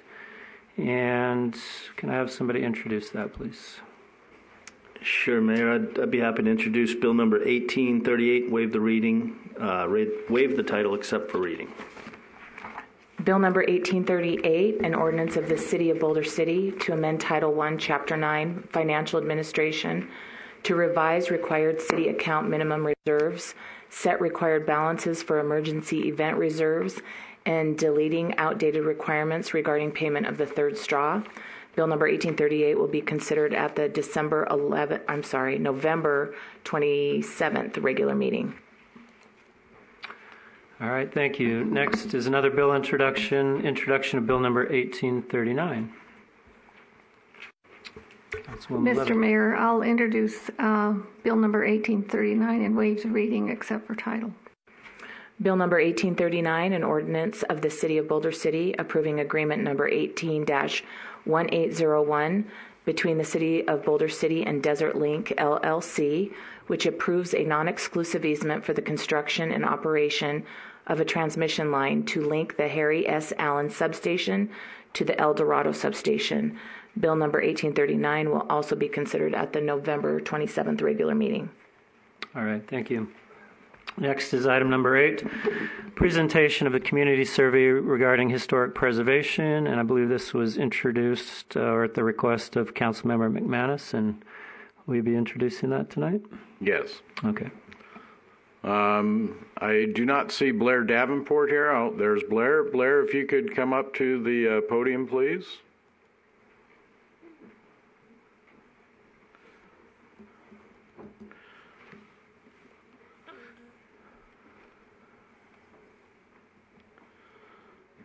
Ms. Davenport is a member of our Historic Preservation Committee. I will do a little bit of an intro here on the results of the survey that were done. Can we bring that PowerPoint presentation up? I know, we had a strategic planning workshop last week. We spoke some about historic preservation here in Boulder City. It is reflected throughout our previous strategic plans and master plans, but we often don't seem to do a lot as far as actual action on it. Next slide, please.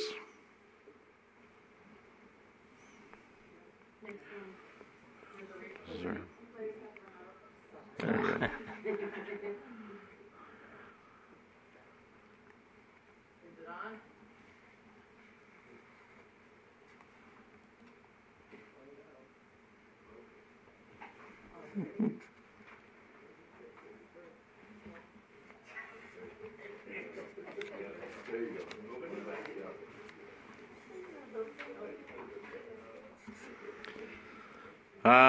Previously, I had served on the Preservation Committee, and during that time, we had brought forth to City Council a minor change to the mission statement of the committee.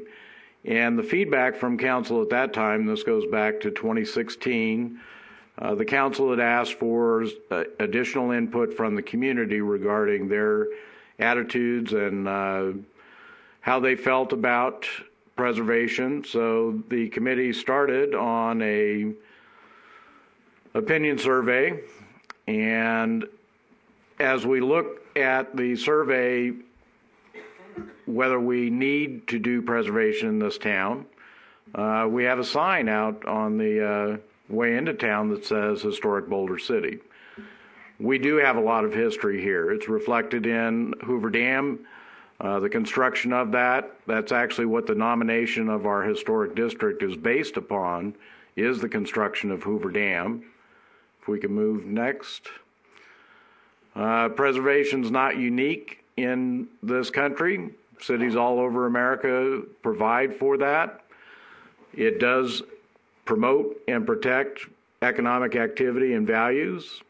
Hoover Dam and Lake Mead regularly draw millions here through Boulder City to visit both Hoover Dam and Lake Mead. We've always been known as home of Hoover Dam. It's our city slogan, also gateway to Lake Mead. If we are to protect that, we need to recognize what that heritage is in order to protect the values that we have here, both for our businesses and for our property values for homeowners. With this survey, the residents have reflected, I think, in overwhelming numbers, the desire to preserve our assets. The nomination for our historic district was originally put together in 1983, submitted to the Park Service for designation, but it took until the year 2000 before a preservation code was developed. That original code has been eroded several times to where it's virtually ineffective for actual preservation purposes. Again, as I mentioned earlier, the reason for doing this was to provide a way of getting input from the community on what they considered to have value for preservation. The change at that time was tabled. Again, this is only a presentation of those opinion surveys, so we're not looking for any action tonight. Next, please. Some of the numbers on it, there were 866 responses, including 105 residents of the historic district. I know it's been said, the city manager had mentioned, well, it wasn't a scientific survey. Well, that's true. It was just put out to the community. But again, we have somewhere around 16,000 residents, and approaching 900 people decided to respond to this survey. The historic district comprises only a portion of the city. I believe the number is somewhere around 500 buildings within the district. It's roughly bounded by Denver, Park Street up at the top, 5th Street at the bottom, and Nevada Way and Utah Street on the sides. The purpose of preservation codes are intended to preserve architecture on the exterior of the home. The intent with doing so is to preserve the values not only for individual homeowners, but for all of the property owners within a district. Las Vegas frequently is referred to the city of blowing things up. Even they have recognized the need for preservation. I believe there are over a dozen historic districts that have now been established in Las Vegas. This photo that's on the slide there is of the Mob Museum, which was the former post office in downtown Las Vegas. And again, I want to thank City Planner Susan Danielowitz for all the work she put into getting all these statistics together. There were a lot of numbers to put together, and she did an excellent job on making that a readable format for all of us. And as I mentioned earlier, Blair Davenport will be presenting some information on these results. And I also want to point out that Ms. Davenport is the Pacific West Regional Staff Curator with the National Park Service here in Boulder City. So again, Blair, if you'd like to go ahead with your presentation.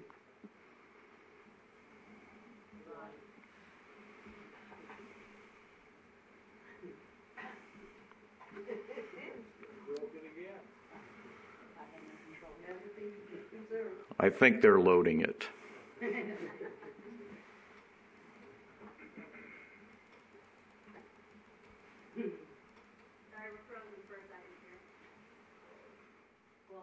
First, let me just say thank you for having me this evening and for allowing me to speak on behalf of the Historic Preservation Committee here. Blair, speak into the microphone. Thank you.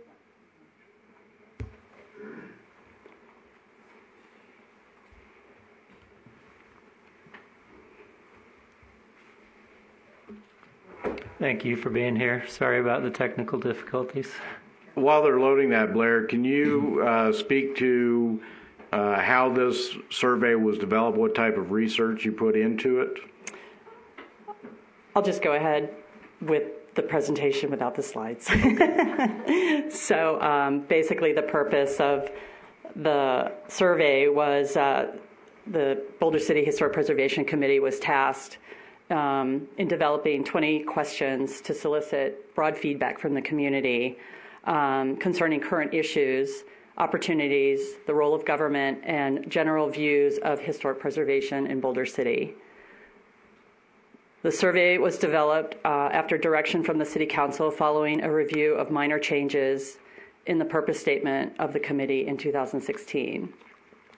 Similar surveys from other cities were reviewed during the development, including Salt Lake City from 2007 and another local, or I should say the state preservation survey here in Nevada and elsewhere in the country.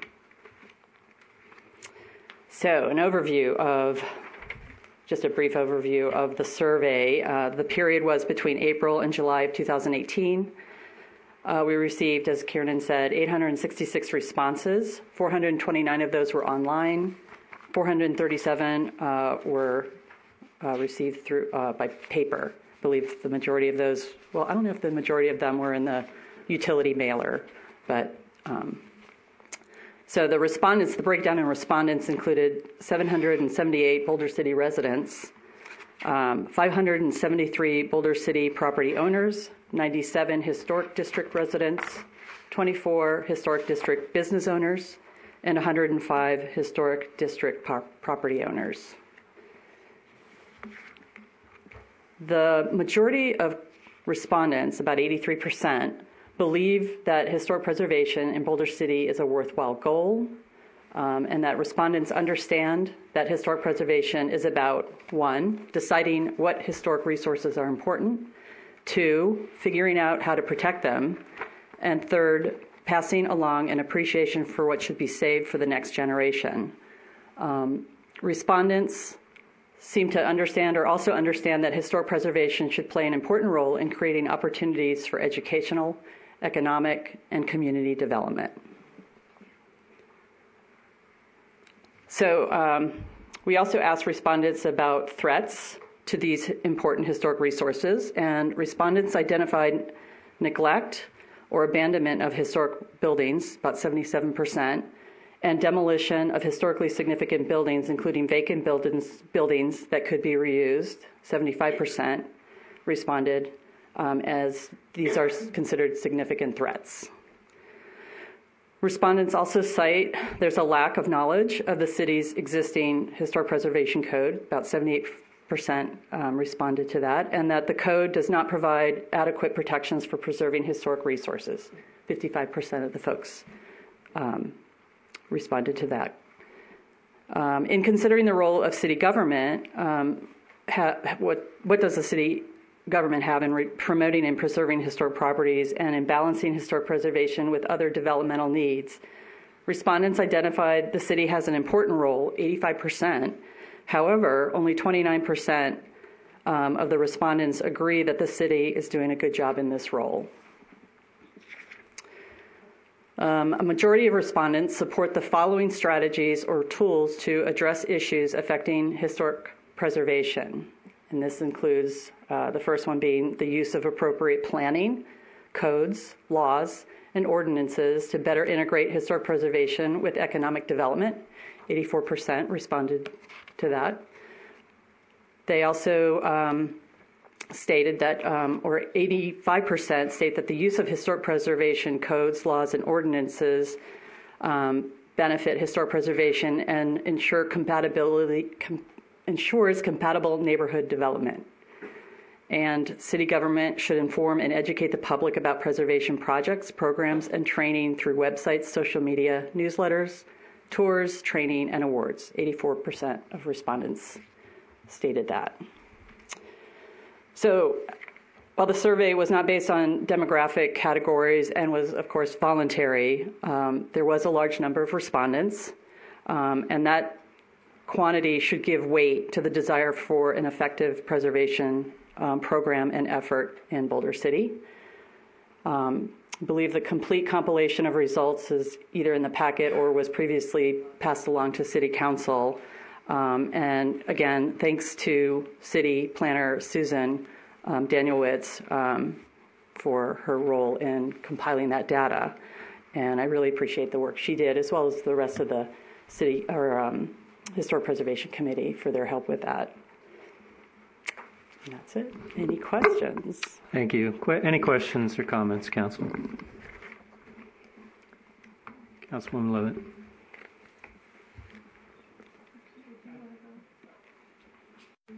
My question is, the survey, when it was sent out, was it sent out to all of the utility ratepayers with their bill? I'm not sure. I can answer that. Yes, it was sent out with the utility bills as the monthly mailer. I believe it was in April of this year. So anyone who had an account where they receive a paper utility bill received a copy of the survey.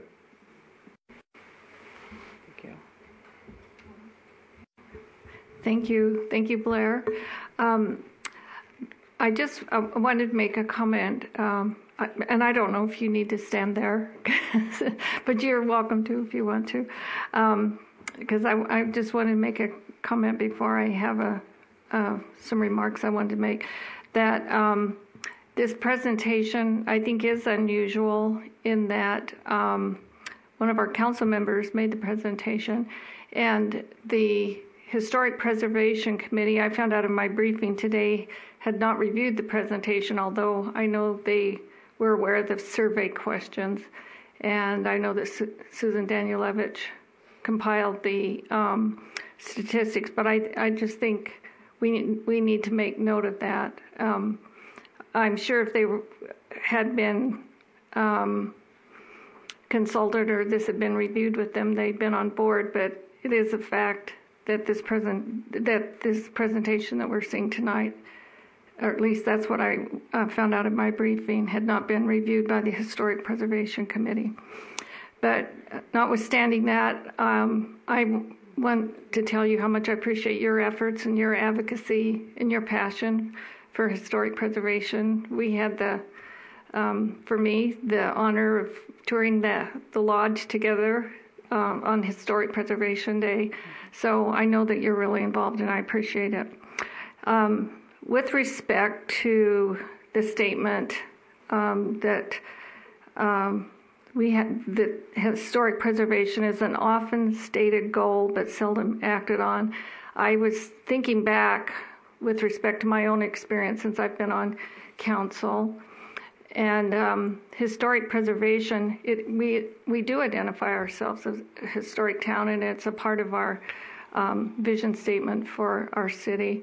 But it wasn't in the forefront of our minds, at least when I came on council, and I don't know if I can speak for the other council members, because we were at that time in a recession and trying to keep our heads above water with respect to paying the bills and keeping the city running, and we were very short-staffed. And so we were just, I think that's where our priorities were, and that's where we were focused at that time. But I don't think there's any question that there's been an uptick in interest in historic preservation in the last few years. I think part of it has been a result of the work done by the Boulder Dam Museum and their outreach to our community, and particularly to the schools, because I've seen it in my own grandchildren who've become aware of the history of Boulder City when my own children going through the Boulder City school system weren't. And so I think that's made a big difference. And I think what really galvanized, in my own mind, galvanized historic preservation was when the old hospital was demolished, and then people really rallied around that. So I learned a very important lesson that on that same day that we met at the Historic Preservation Day, by one of the members of the panel, who is a state assemblyman, I believe, Hillary Swank? Heidi. Hillary's the movie star, I think, isn't she? Heidi Swank. Because she said, on the panel that day, she said, if you start advocating to save a building when a demolition permit is being pulled, it's too late. And that's exactly what happened in Boulder City. Speaking for myself, not one person had talked to me about the old hospital and preserving it. And when that demolition permit came before us, legally we had to make a decision on it, which brings me to another point, that in the survey there's not a distinction made between privately owned buildings and publicly owned buildings. And there is a difference with respect to the city's responsibility. That was a privately owned building. But one of the things she said that day, if that's when you start debating about saving a building, you're too late and you need to move on and start forming a plan. So that was, a year and a few months ago. It was in May, I believe, over a year ago. And so in my briefing today, our community development director said that the city is in the process right now of inventorying all of our buildings. Is that not correct? Which would include historic buildings, and so that we can develop a plan of what we can save and what is feasible to save. Is that accurate? City's in the process of selecting a consultant, Stantec. We'll bring that before the council for consideration, hopefully later this year. The objective is to inventory all city-owned buildings and to look at the city's long-term needs and to provide guidance to the council on what facilities are going to be needed for our operations and which may have opportunities for other uses. Right. Thank you. So also, a point that I wanted to make is I think that when we talk about, this as a finding of this survey it was over 80% of people are supporting historic preservation. That's not a surprise at all, because we're a historic town and nobody would not be in favor of historic preservation. But I do think that different people have different definitions of what is historic preservation. I think there are people who want to keep the buildings as they are. They don't want them to be changed. They maybe could want them restored to their original condition. I think there are people who are in that camp, and I think there are other people who talk about adaptive reuse, which was a big subject at Historic Preservation Day, and also at the Mayor's Town Hall meeting when different towns were being compared, and those who had used this adaptive reuse for buildings, and so they had a real vibrant downtown feeling. And I have to say, just recently I was out of town. I was back east and in this little quaint town, and they were all historic buildings, but one was a restaurant and one was a popcorn shop and one was a hardware store, and all these different uses, but they were all historic buildings, and it had a very historic feel. So I think there is some I don't know if I want to say disagreement, but I think there's a different understanding with some people with respect to what historic preservation is. And as I think as we go forward, those things will have to be worked out in terms of what buildings we can save and how we save them. Another thing that I think is paramount with respect to historic preservation is fundraising. And I can't remember if that was addressed in your survey. It's done in different ways in different cities, and our city is in a different position than it was when I came on council over 7 years ago. But there are probably ways that the city can step up, but there also has to be other ways to fund historic preservation. I don't think that it's realistic for people to look at the city to fund all of this. I was thinking about, and I'm sure you're very aware of all the efforts for the Railroad Museum, and that has been talked about for at least 2 years, if not longer, actively talked about, politicians involved, advocating with the legislature, trying to get bill drafts passed, fundraising, and there has been some headway, but not, it isn't, I don't think it's as progressed as far as people had hoped. And now with the change in the legislature, we're not sure what's going to happen because all the people we lined up have been voted out of office. So we may be reinventing the wheel again. But I think fundraising is very important, and public-private partnerships, which has been done with respect to the Boulder Dam Museum. And I just wanted to say, and I think Councilman McManus mentioned it, that in our first strategic planning meeting as a council, we set only 5 goals for our strategic plan, and one of them was historic preservation. And I think that Councilman Schuman wanted us to promote. Was that the right word? So it's very much on our minds, and I know that we have a great staff now who also are invested in this, and I think that we can make some great strides in historic preservation after this has kind of languished for a few years. So I appreciate your efforts and all of the people on the Historic Preservation Committee, but I just felt it was important to give some perspective on some of this from over the last few years. So thank you. Thank you. Thank you. Mr. Schuman. Thank you, Mayor. Ms. Davenport sat down. That's okay. That's okay. She can come back. All right. Come back up.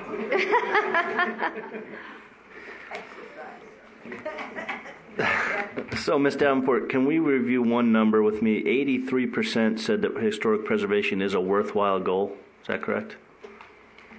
I think it was even higher than that. Correct. So 17% of the respondents feel that historic preservation is not a worthwhile goal? How can that be? Actually, there's some neutrals in there, Right. and there's some don't knows in there. So, Because I think that number is more like 98% to 2%, personally. All right, let's see what else. I mean, what's your opinion, Ms. Davenport, of all these results? If we were to do something as a council, it says 29% of the respondents agree the city's doing a good job. So 70% think we're not doing a good job. How could we be doing a good job? Personally, I think I would like to see our codes strengthened. I think that's a worthwhile goal. Whether that's a full-on change in those codes or maybe incrementally, I think that remains to be seen. And those codes can run the gamut of dealing with demolition. And as Kieran mentioned, it's generally for exterior changes to historic structures. So anyway, okay. I believe That's the good. codes need to be changed, or the code needs to be, I guess, strengthened is the word, and brought up to codes that exist throughout this country, and where you see cities and communities and towns embracing historic preservation with codes that enable those resources to be saved, but it also helps in community development, economic development, and a whole slew of other economic benefits. Very good. And I wholeheartedly agree that that's where government should start and can start. Mm-hmm. Okay. And I agree with the idea that the city government is not the sole source of that. It is important to have partnerships. Sure. Okay, thanks. I don't have any more questions. You can sit down, but I do have some comments. Okay. So in our strategic plan meeting, we talked about historic preservation, and over and over and over, and we keep hearing historic preservation. And the more I think about it, the more it occurs to me that I like the word promotion, historic promotion. That not only do we have to, of course, we have to preserve our history, but now we need to start talking about our history and getting it out there. And I really believe that a lot of that will happen through technology. And that's kind of a subset of it all, but you know, it's never been a better time in Boulder City's history than to be promoting our history, letting people know, educating people about our history, drawing people into our town to witness and experience and live our history. So I love the concept of historic promotion at the moment. The other thing that I've been thinking about is that when I think about historic preservation, I think about, you know, being a kid and growing up here, and it's not just the buildings that I want to remain the same, but it's the streets, and it's the parks, and it's the common areas. You know, one thing that just keeps kind of sticking in my side about the aquatic center that we keep talking about is where it's physically going to go. So that where the pool is now, you know, I've seen some plans that just demolish that entire beautiful park there. And that's the only part of that whole plan that really kind of bothers me, because as a kid, I've every summer for my whole life, I've been in that park doing, you know, at 4th of July and different for different reasons. I've gathered underneath those shade trees of that park. And, you know, when I think of historic preservation, it's not just the buildings that we own as a city and that are privately owned, but it's the roadways and the entryways and the neighborhoods. And so historic preservation, I think, goes so much deeper than just the buildings. A little bit about my history. I grew up in Massachusetts, so I grew up in a very historic part of the country. And, you know, in those areas, you definitely cannot knock down a historic building. There's no way you can knock it down. The question is kind of what you can do inside that building. Can you put a retail store there? Can you put an office building there? What can you use the building for? But by no means, in most areas where I grew up, were old buildings ever being knocked down. I don't know if the government prohibited that or if it was another layer of or what it was that protected those buildings, but those buildings are still to this day standing. And I believe that we need to toughen our laws and do the same thing here. So with regards to promoting our history, I think it's vitally important that we start thinking about repurposing our buildings. So when we have vacant buildings, we need to get somebody to those buildings. If those buildings are not occupied, and I know this from my real estate experience, the longer those buildings go unoccupied, the more they're going to deteriorate until someday they're just not going to be usable, not going to be salvageable. Somebody's going to come along and have a great idea for an old building, but it's going to be so dilapidated that we can't do anything with it. And there is no other option except to knock it down. So part of promoting our history and protecting our history is taking these old buildings and repurposing them. A classic example is the LA Water and Power Building. We're using it.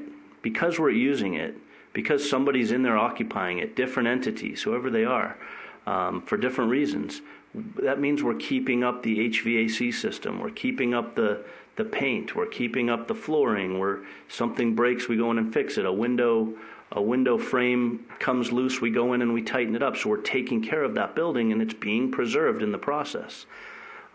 We can look around and see other buildings, whether they're privately owned or publicly owned, and just see that if they're vacant, they're getting wind blown, they're getting sunburnt, and they're getting dilapidated, and eventually they're going to crumble. And like Councilwoman Levitt said, the time to save those buildings is not when the demolition permit has been applied for. It certainly is right now. And there's lots of strategies that we can employ to do that. So part of our strategic planning process last week, I think, was talking about this. And as I think about this more and more and think of what we can actually do, I think Councilman McManus, you pointed out aptly that, it's been years since we've put something into the code, right? So we're really not doing much actively to move the needle when it comes to historic preservation or historic promotion or repurposing of our buildings.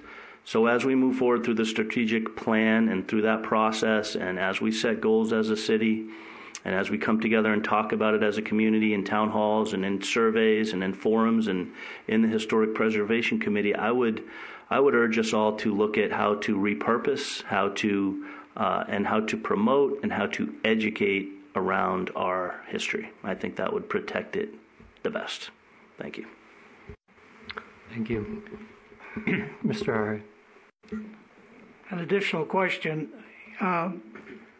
Mr. Mays, you had mentioned that the city's in the process of doing an inventory of all the city historical structures. Are you aware of any inventory that exists for privately owned historical structures? The only inventory was the 1983 survey that was done, which was the basis for the creation of the historic district. So that's 35 years ago. Correct. The other thing I found disturbing actually was in the actual numbers of respondents in this survey. It mentioned that every one of the ratepayers had received the survey, yet only 221 residents, business owners, and property owners from the historic district responded. That's somewhat discouraging, since they would be the people that would be most intimately affected by any historic preservation action.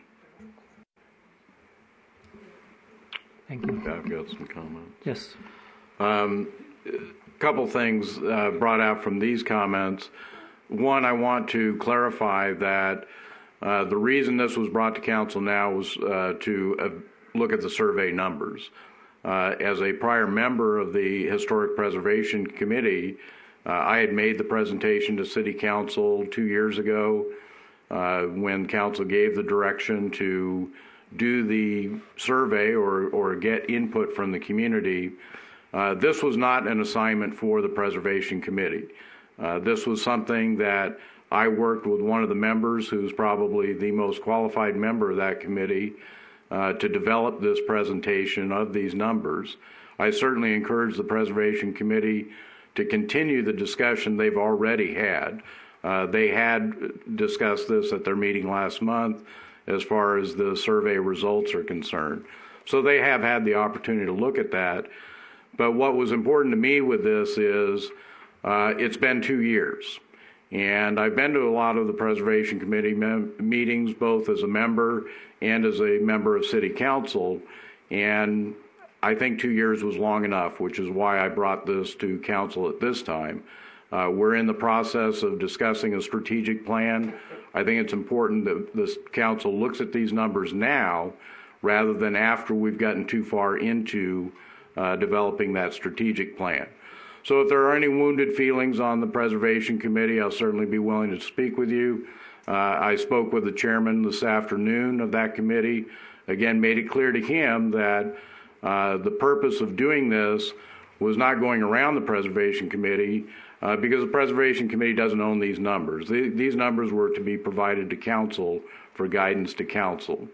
So I just wanted to clear up why this was not some decision of the Preservation Committee, because they did discuss this at their last meeting when the results were put together by the city planner. So that was one item. The other item is I think there is a misunderstanding about what preservation codes are. If you look at our city code, the preservation code is in the zoning chapter for the city. These are essentially zoning laws. If you live in a particular area, there are going to be guidelines that pertain to the property that you live in. It is not something that is meant to be a burden on people, but it's recognized when historic districts are set up that these are special areas and they're going to have some standards set that ask the people, if you're going to make changes, that you abide by the guidelines that have been set out. The guidelines have been set out for us. We just don't apply them. This is not an unusual thing. There are national organizations. The Park Service started this effort in, I think it was 1966. So there's not something where this is an unknown quantity or that it's not done elsewhere. It's just that we don't do it the way we're supposed to do it. It's that simple. It's a zoning law, just the same as to say, you know what, if you have a house lot, you can't go build 3 houses on that. You can only build 1 house on that. And you're going to be told how big that house can be and how far away from the property lines the house has to be set. All of those things are included in the type of zoning laws that communities all over this country have. Another issue that has been brought up is the adaptive reuse. That's certainly the way to preserve buildings. If you want to have a building, don't make it into a monument, make it into a building that it gets used. We've had some suggestions made for some of the city-owned buildings, and we have to look at what's appropriate for where that building is located. Some of our buildings are in the commercial area of town. Some are not. Some are located in residential neighborhoods, and we have to look at what's an appropriate use. Again, that goes back to why zoning laws are established. What's appropriate for a particular neighborhood. And the question that Councilman Harhay had about only having some 220 some odd responses from the historic district, there's only 500 buildings in the historic district. So that means that if we do an easy math analysis of it, almost 50% of the owners in the district responded to the survey. Actually, 24. 24. Business owners. 97. Well, of the 500 buildings, I'm not sure how many are businesses, but of the 500 buildings within the historic district, there were a substantial number of responses from those owners. Thank you. All right, thank you. So we'll go ahead and open this up to public comment if there be any. Yes, please.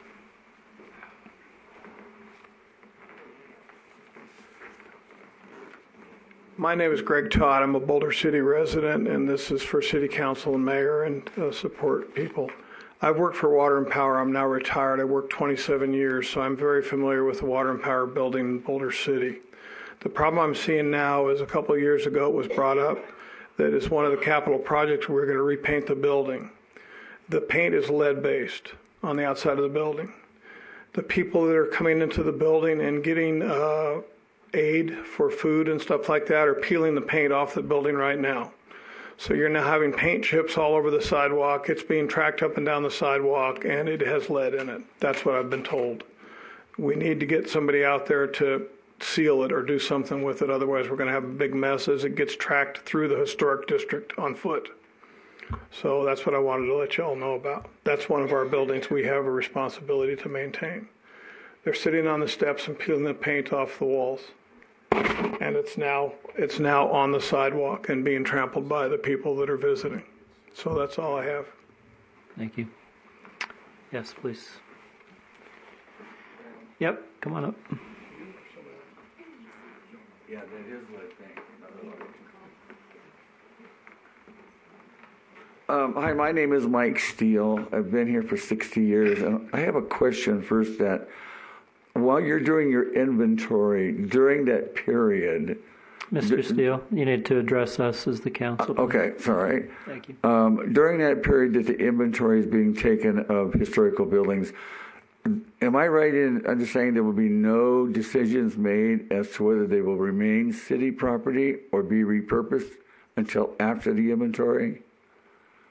We can have somebody get with you after the fact. Pardon? We can have somebody, you can have somebody from staff talk to you. Mr. Mays can speak with you afterwards. So, what, in other words, you're saying you don't know right now? This is public comment. If you have comments, you can make them, and your question's certainly noted, and we can get some answers for you afterwards. Okay, I have another question then. On the map I saw up here of the historic district, and I'm speaking right now in particular about the water treatment plant, it sat just a few feet right outside the boundary of the historic district, but it's in a residential district nonetheless. So when you take into consideration to either retain these buildings and maintain them, or let the society, the Preservation Heritage Society maintain them, you take into consideration that these are actually in residential districts? And nobody wants a bar, restaurant, tavern, loud music, bunch of cars across the street from their home. This will all be taken into consideration? I'm asking. Okay. And again, you have 5 of us up here that may have different answers, different opinions. So this is not really a question answer, but you can talk to each of us individually afterwards, or Mr. Mays can certainly talk to you. Okay. Mr. Mays? Thank you. Thank you.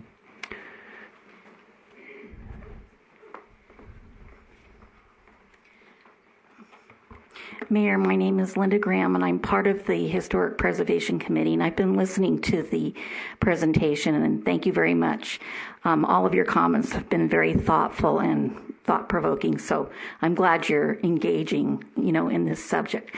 However, I did want to say, when we're finished with the survey, I don't want you to think that Kernan and Blair were the only ones, because we as a committee decided that when the survey was completed that we needed to take action. We don't want to just have it just sitting there, with nobody looking at it.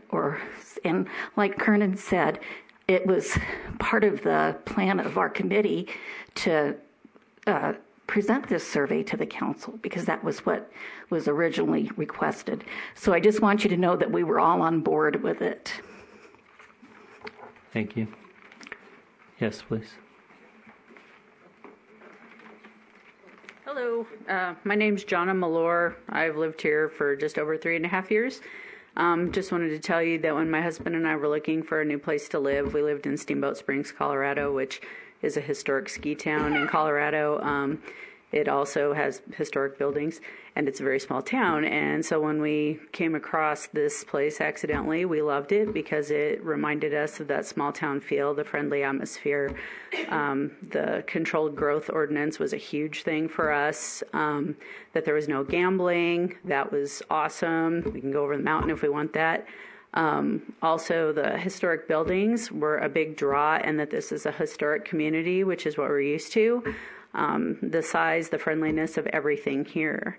And we really, really would like to see that continue. So just consider that when you are looking at your controlled growth and when you're looking at preserving buildings. We'd appreciate it. Thank you.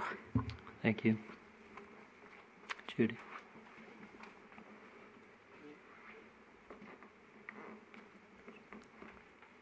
Judy DeShane. Did you all miss me 2 weeks ago? I wasn't here to cause trouble. Even I take a vacation now and again. Anyway, the inventory that's going to be done for all the buildings in Boulder City, I certainly would encourage the council and the city and whatever, before any action is taken on any of them, to at least let the community know what's available. I've heard many wonderful ideas from various people in the city about empty buildings they're aware of, that what could be done with them to enhance our community and enhance the livability of the city. So I certainly hope that when you get your inventory done, that inventory will be presented to all the citizens. Possibly a town hall would be a good place to get the information out, listing the buildings and what the city thinks they want to do with them, so that we all have a voice. Thank you. Thank you. Yes, come on up. We love it when our fourth graders step up to the microphone. Hello, my name is Bailey Murphy, and I enjoyed the meeting this evening, especially regarding historic preservation, and I hope the city moves quickly. I really hope they don't, destruct the park near the pool, because it's such a beautiful place, and yeah. Good job. Thank you. We got one behind you, Glenn, and then you guys can arm wrestle, whoever you want.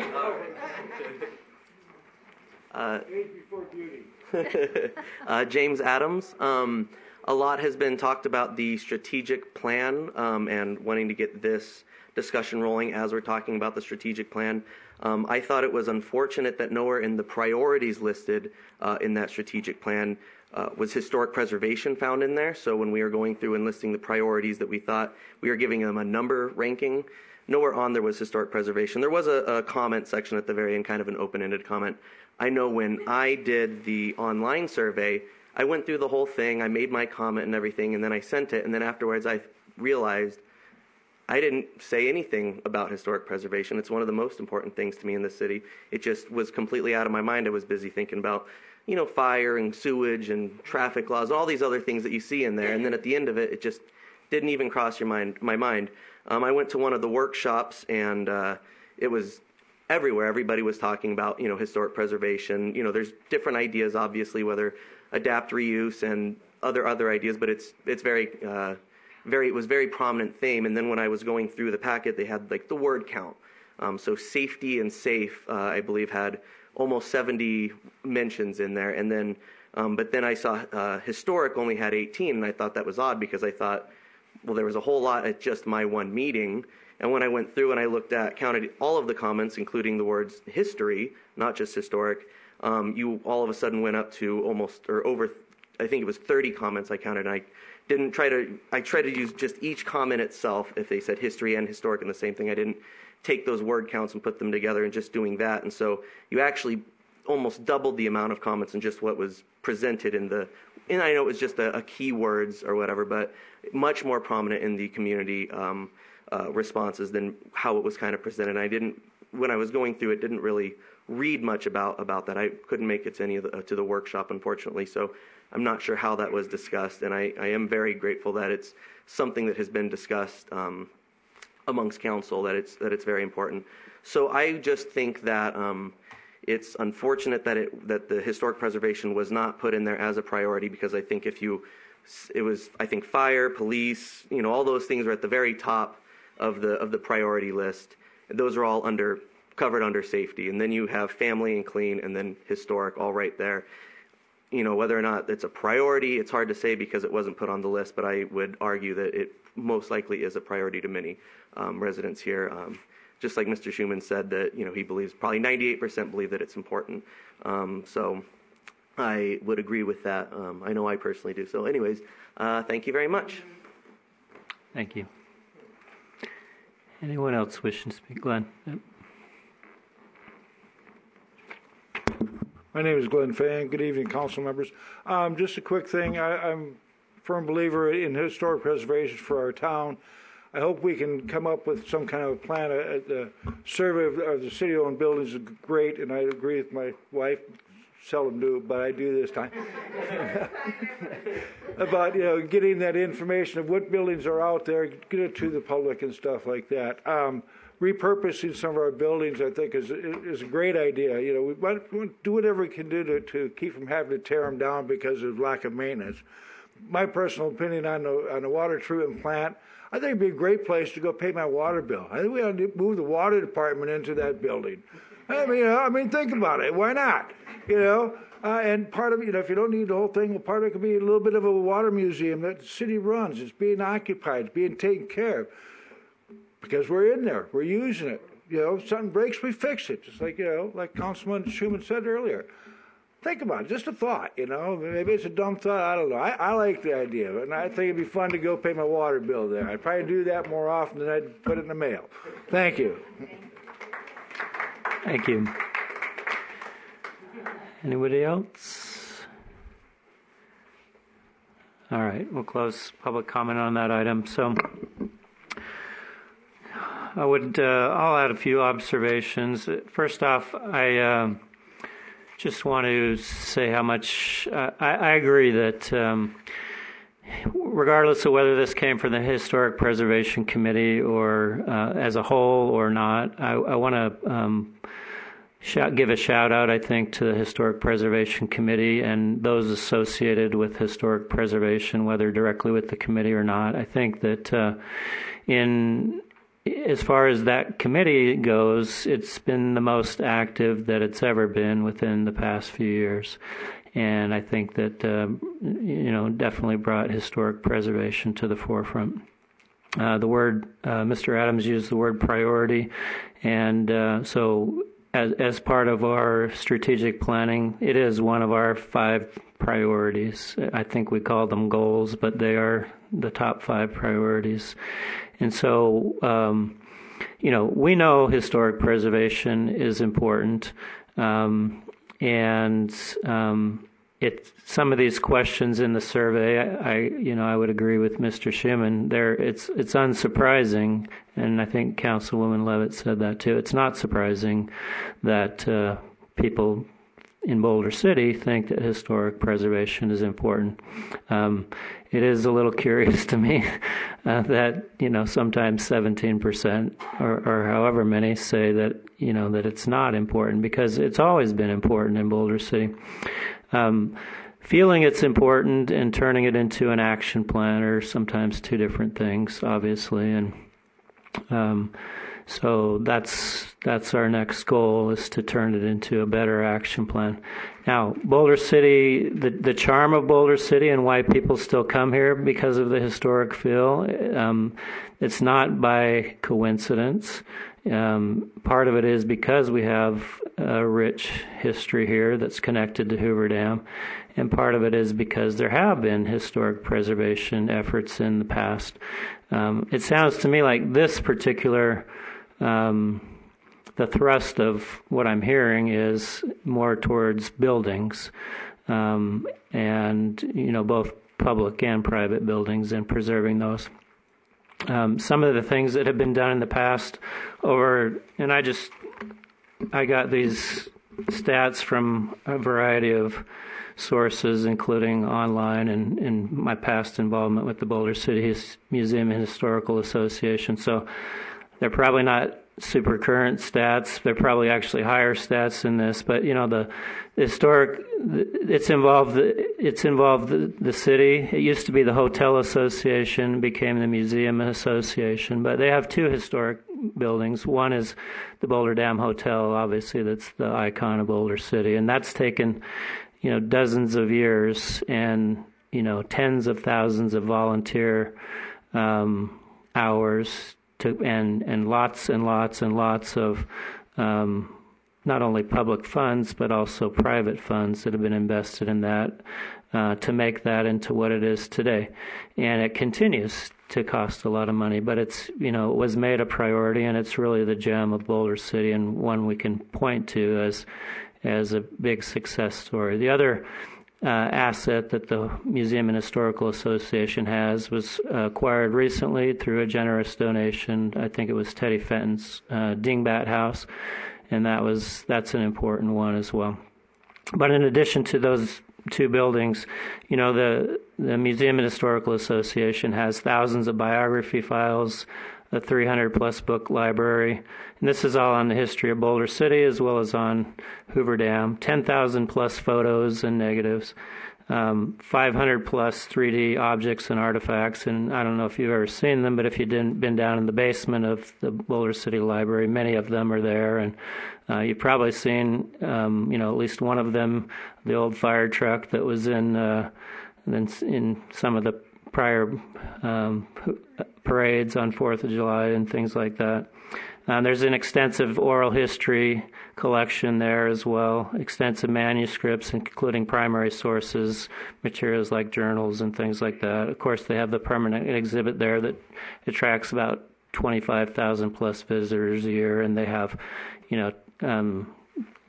thousands and thousands of hotel guests that bring economy to Boulder City. So it is true that historic preservation can help and does help drive an economy if it's done in the right way. That's not to say, and those are some success stories, that's not to say that we can't be better at it. We should be better at it because we do value history in Boulder City, and we need to figure out better and better ways to do that. It's more challenging, obviously, with private, but when we're talking about building structures, it's more challenging with private buildings, but it's doable.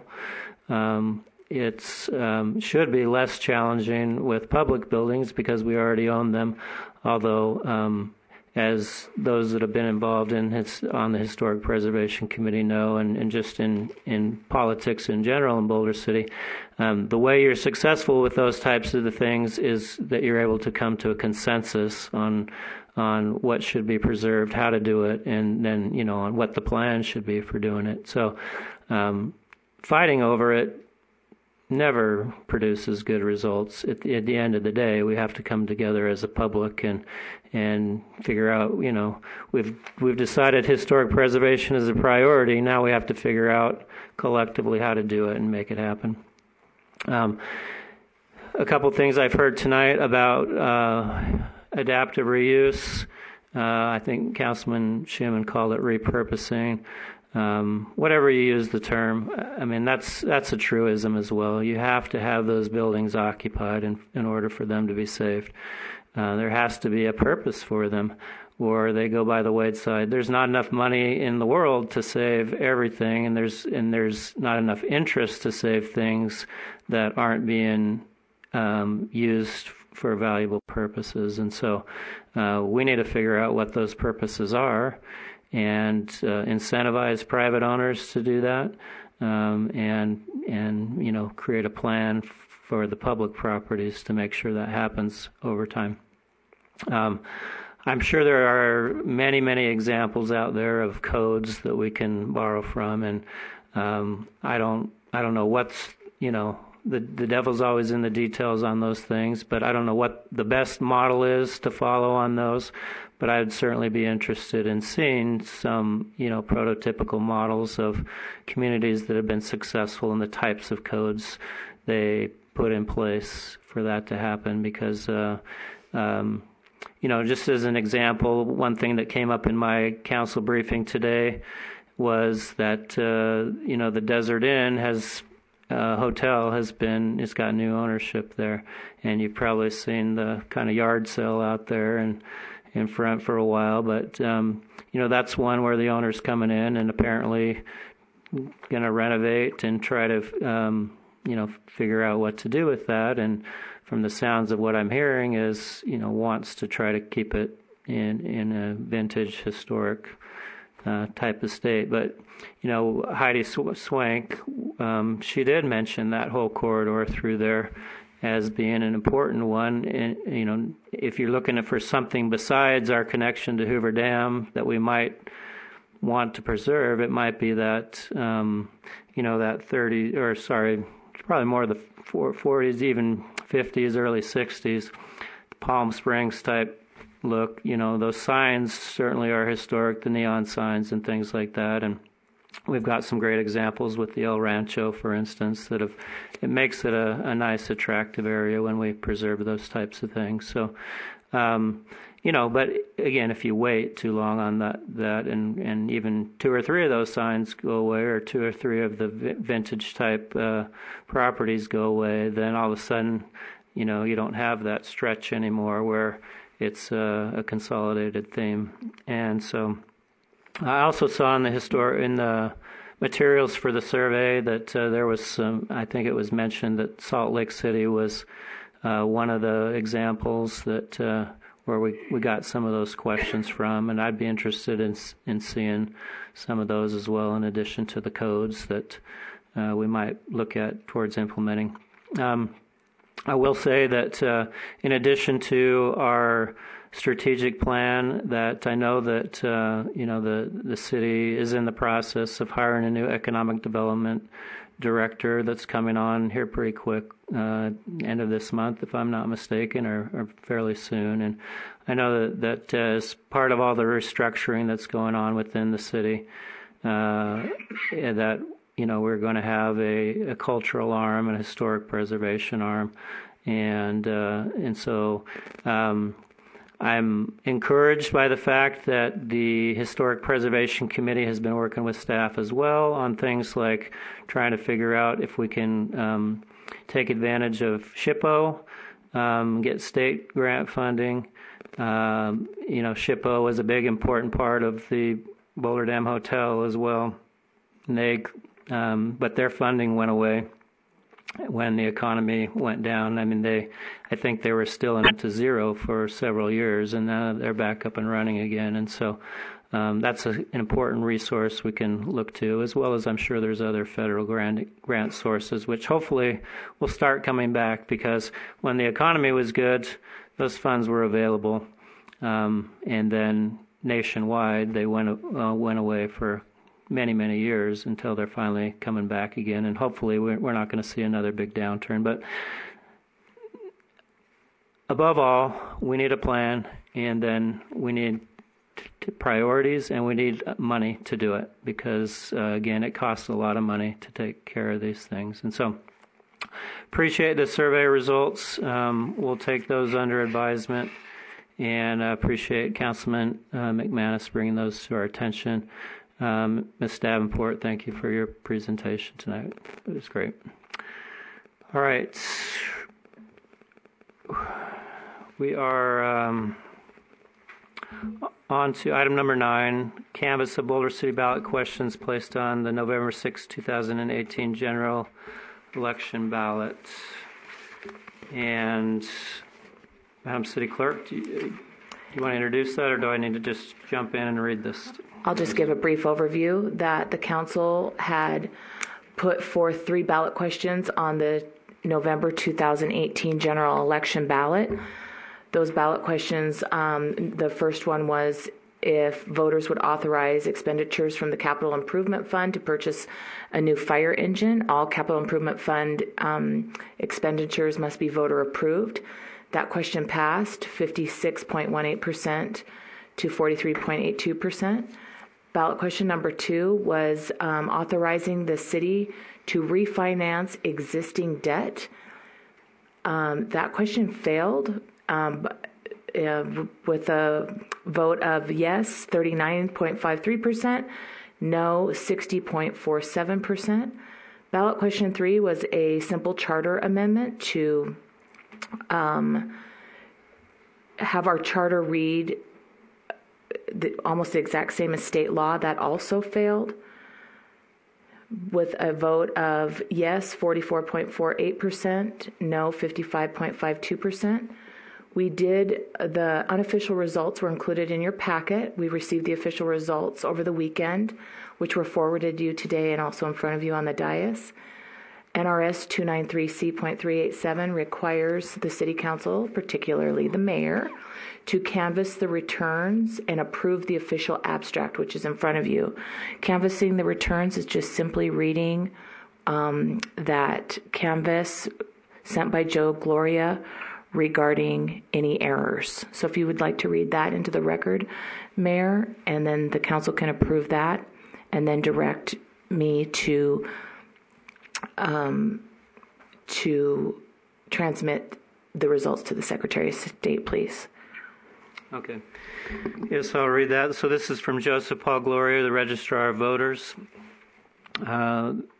Results of canvass of the general election in the city of Boulder City, November 6, 2018. The results of the November 6, 2018 general election were canvassed comparing the computer printouts of ballots counted and the results thereof with the official ballot statement for the 11 precincts utilized in this election.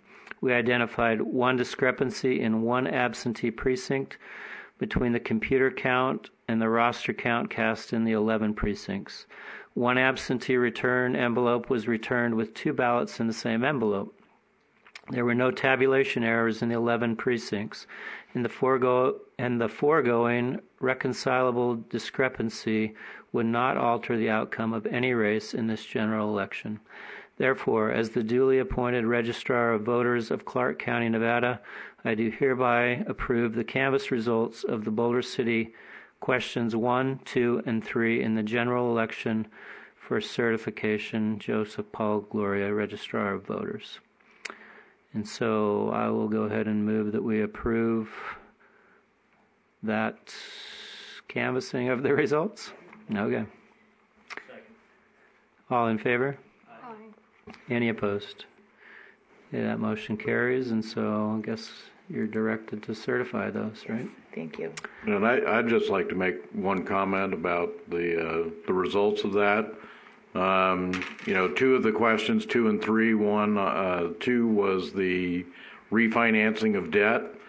I think it's unfortunate that when these questions get put forward, the wording sometimes is very difficult to understand. But we just lost out on hundreds of thousands of dollars by not going ahead with that refinancing. And on question 3, the transfer of funds between different enterprise funds, again, it's a way of ensuring that some of the bad accounting practices that have been engaged in the past by the city don't occur in the future. So I'm not sure if we need to look at this again, but some of the feedback that I've received is if you don't understand it, vote no, and that there's no way anything being proposed by the city could possibly be good for you, but occasionally we do try, so maybe we'll take another look at it. Thank you. Thank you. We might need new bond counsel on the refinancing too. That's really what's stopping us from doing that. All right. Item number 10, appointment to the Audit Review Committee. Madam City Clerk. Thank you, Mayor. This is to correct the membership. As you know, the council passed a resolution to change the membership and move it from 3 council members to 2, and then have 2 citizens on the committee, one with a financial background, expertise in auditing, accounting, that type of thing. We currently have Ross Wright as our financial expert on the committee, and we're not, of course, the council can appoint who they want. So we need 2 council members. We can either have a council member voluntarily resign, or we can start the appointment process over. If the 3 current members love their job so much, the current members are Councilmember Schuman, Councilmember McManus, and Councilmember Harhe. We need to reduce that to 2. We have received 2 interest from 2 members of the community, Roger Tobler and Marty Riel. Marty submitted his app this afternoon. It's placed before you. Roger expressed interest last week, and his application was turned in at the beginning of the week, which was, I think, over the weekend. So I'm asking council to appoint 2 council members and 1 committee member, if you want Ross to continue serving. But of course, it's up to you. You can have 2 new members. The terms would be just until after the election. All right. So Councilman Harhe grabbed me before the meeting and said he has the surefire way to resolve this. So he's in their interest of not drawing any blood. I can save the theatrics, and if it's that important to you, go ahead, Mr. Harhe. Well, it's important. In the interest of fair play and also recognizing Nevada's great history in the past, first off, Mr. Schuman is a long member of council than either Councilman McManus or I. And I would recommend that he be nominated to be one of the two councilmen. That leaves two junior level councilmen, Mr. McManus and myself. And Warren, I resign. No, stick around. I insist. I resign. Oh well, the thing what we're going to do is do a coin toss. As I said, the hour is drawing late. We can save the theatrics. I resign. Oh. Well, thank you. So I thought we were going to do a duel, but I have a compromise. I can flip the coin, and we'll give you each a revolver and see which one hits it. Do you accept his resignation, or do you want me to flip it? I accept the nomination to be the second councilman. Okay. Mr. Schuman? Yeah, that sounds like a good plan. And furthermore, let me add that I think Ross Wright should remain on there if he's willing to do it. He's been great to work with.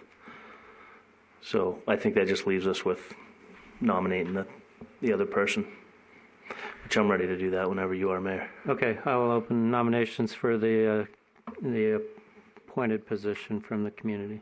So if I may, I was very pleased to see Roger Tobler's name come up again. I think when a former mayor, so much experience that he has on things like this, puts his name forward, that you have to give him the nod. So I'll gladly nominate Mr. Tobler. And again, no disrespect to the former mayor, but Martin Reel is someone that I've known for several years. He's an accountant by trade. He worked in state government as an accountant for 10 years.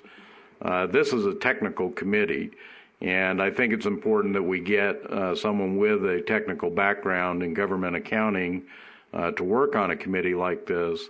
And I believe Mr. Reel would be an excellent person to serve on this committee. Again, no disrespect to Mayor Tobler, but this is an audit review committee, and I think we need an accountant on there. Okay, so we have two nominations. Do we have any other nominations? Impossible. I'll entertain a motion to close. Yes, so moved, Mayor. Second. All in favor? Aye. Any opposed? And that motion carries. So let's vote on the three. Let's see. We're done on those three then, right?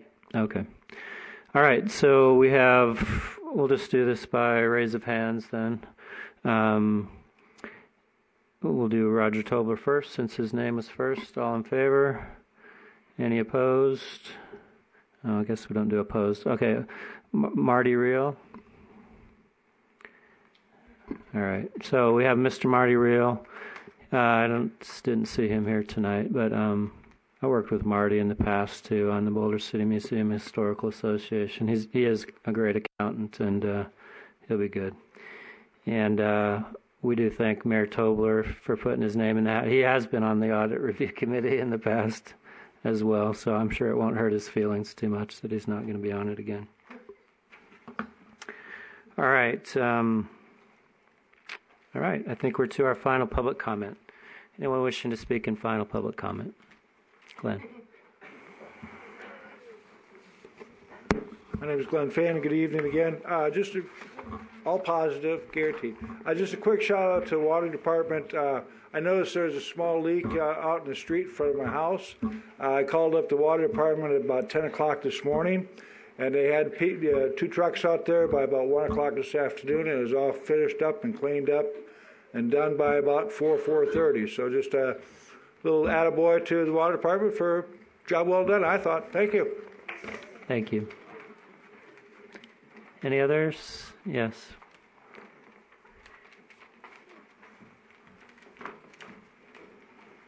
Blair Davenport.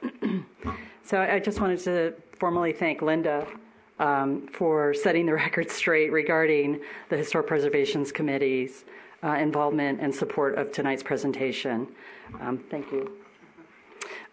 Secondly, I wanted to reiterate that one of the roles of the Historic Preservation Committee is in the promotion and of the importance of historic preservation and of the city's history. And an example is the annual Historic Preservation Day that we put on. I think it's a really successful event, and it's a really positive event, and it brings in a lot of folks who are new to maybe history or historic preservation, and we're looking forward to doing it again this year. Stay tuned for details of that. Another example, though, is we were approached by the Daughters of the American Revolution, who are willing to work with us on the important role of Ida Browder and her important role as one of our first women here in Boulder City. So looking forward to working with them on that and promoting that history. And in regarding adaptive reuse and rehabilitating historic structures, one of the things that the Historic Preservation Committee is working on, which was I maybe sort of touched upon, was that Boulder City is hopefully seeking to apply for and receive certified local government status. And what that means is that would enable the city to apply for and or leverage state and federal funding for preservation projects. So, thank you. Thank you. Anybody else?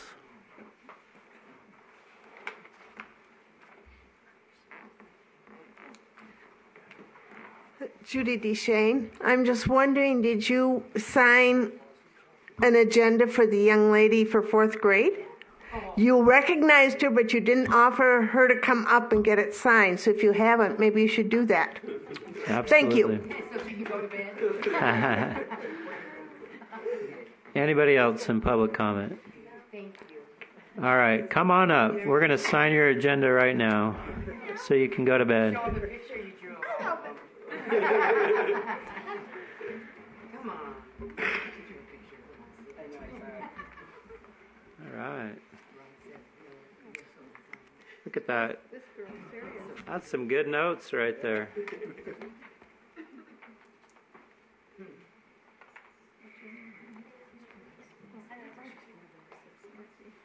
Thanks for coming tonight and thanks for speaking about her. You did an excellent job.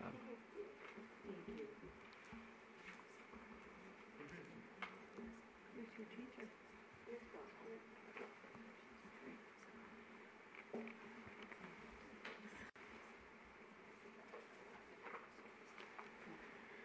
It's never been this quiet in here before, ever.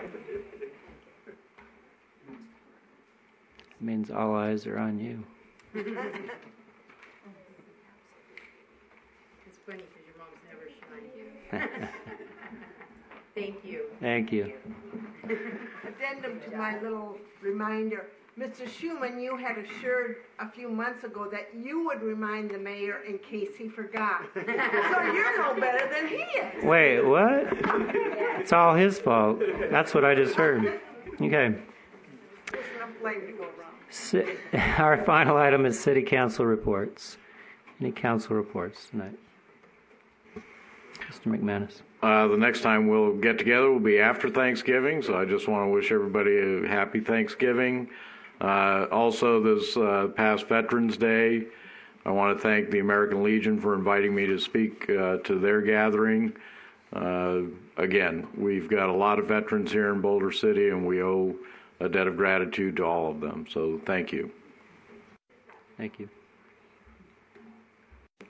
Mr. Mayor, I wanted to echo what Councilman McManus said about questions or ballot initiatives 2 and 3. I was very surprised they didn't pass as well. And I happened to get my Southern Nevada Water Authority a briefing. I think it was the day after the election, and I was talking about it, and that on our agenda, and the meeting is this Thursday, we're going to save $11 million on one project because of refinancing debt.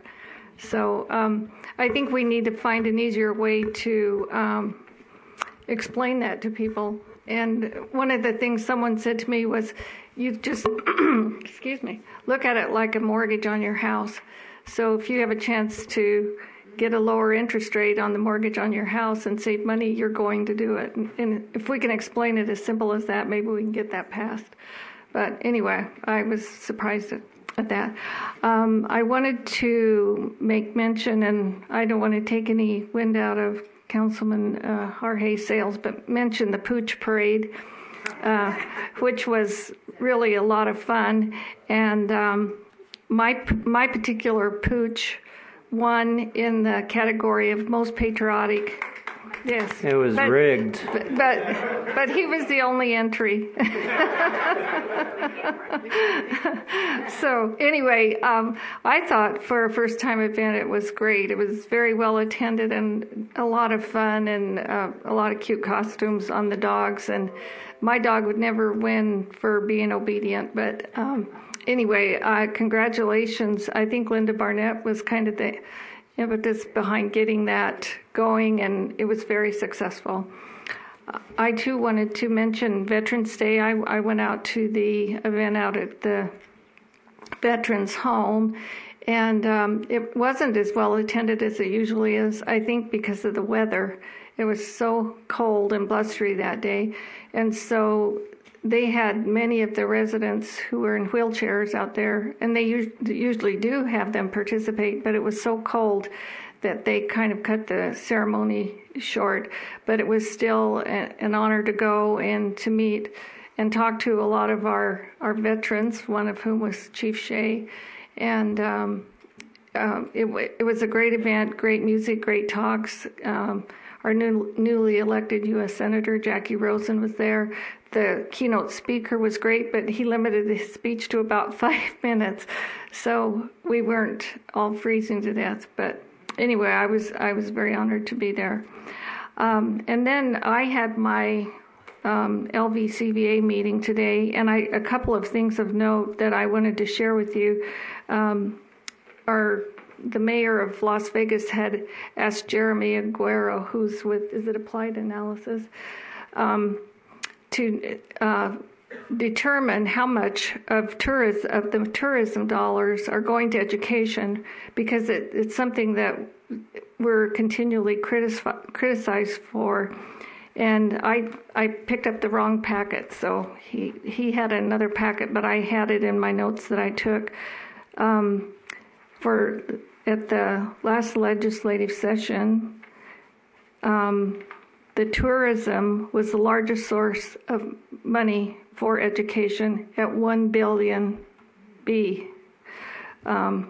So the money that is generated by tourism is certainly contributing to education, and I think everybody should know that. And another statistic that I thought you might find interesting is that the year-to-date room tax earnings are down 4%.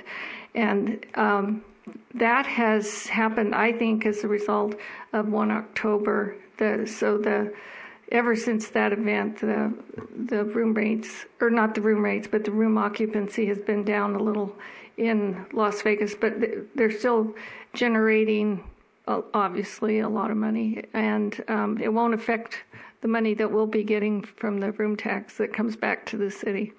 So I just thought those were interesting and thought I'd pass that on. Thank you. Mr. Harvey. 2 reminders tomorrow, the CIP, the Capital Improvement Plan, will be revealed once again at the Senior Center at 1:30, where staff will present it to the seniors. And then tomorrow night, I think it'll be a very interesting Planning Commission meeting, where one of the items to be discussed is the potential use of some of the dry lake bed for solar fields in terms of adding that to the land management plan. I know there's some folks that are very much concerned about the loss of that recreational area, and tomorrow evening would be their time to speak up. And it was a great fun to be at the Pooch Parade, although Hoover felt that he was robbed. We only got 3rd place, but the I consoled him. I said, well, you never want to deal and compete with children and animals. So, but the other thing coming up for me, which is a high honor, on Saturday, it'll be my pleasure to represent the city at the presentation of the French Legion of Honor to our veterans that are at the Veterans Home, but there will be a special presentation at the M Resort. And from what I understand, the French consul or the French ambassador will be there to present that high honor. The only other thing I have, that 25 cents is pigs. Okay, in the sense you brought it up, actually what happened when he grabbed me is he tried to pay me off to make sure he got on the committee. So I'm giving this back to him so I don't get turned into the Ethics Commission. Nice try. I wanted to thank those that from the city staff that interviewed with me. I call them interviews. We just had some casual conversations, and I got to write an article about our veterans that are on our city staff. And of course, it was only 7 of the many, many that are on our staff. But I just wanted to say what an honor it was to talk to them. And Chief Shea was one of them, but there were several others. Just patriotism to the core, and I just loved hearing their experiences and how they feel about their service to our country as well as our community. It won't surprise you probably that the vast majority of our veterans on our city staff are probably in our police department.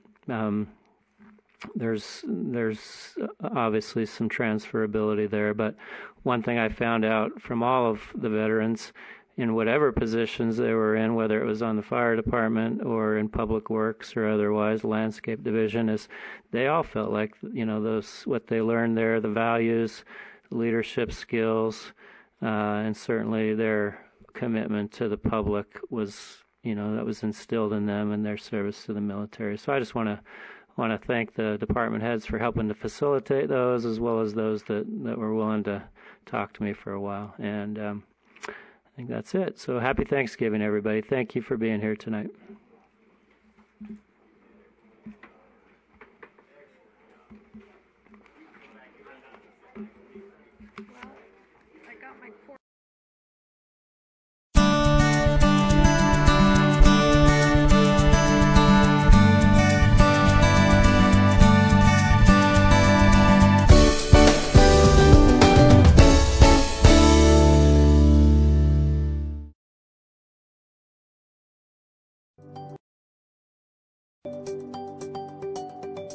Have you noticed the new streets?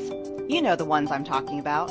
The ones with new bike lanes that benefit pedestrians, cyclists, and motorists. In an effort to promote the use of our valley's great transportation options and make our community a great place to live, all of the jurisdictions, in partnership with the Regional Transportation Commission of Southern Nevada, are enhancing our roadways with complete streets as part of the Southern Nevada Strong Initiative.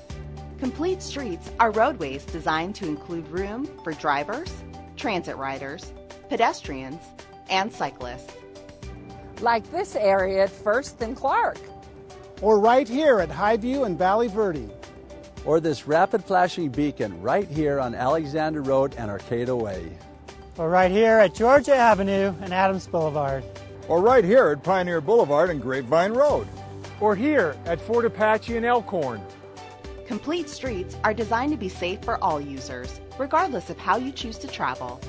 Do you want to see more complete streets in your neighborhood? If so, you can contribute $2 to the Complete Streets program when you renew your vehicle registration online at dmvnv.com or at any of the convenient DMV kiosks located around town. Just in the past year, the DMV collected $130,000 that will be used to install new bike lanes, school zone flashers, and pedestrian signals. This means a better roadway for cyclists and for children walking to school. This means a better road. For you. For you. For you. For you. For you. For you. For more information on Complete Streets, visit our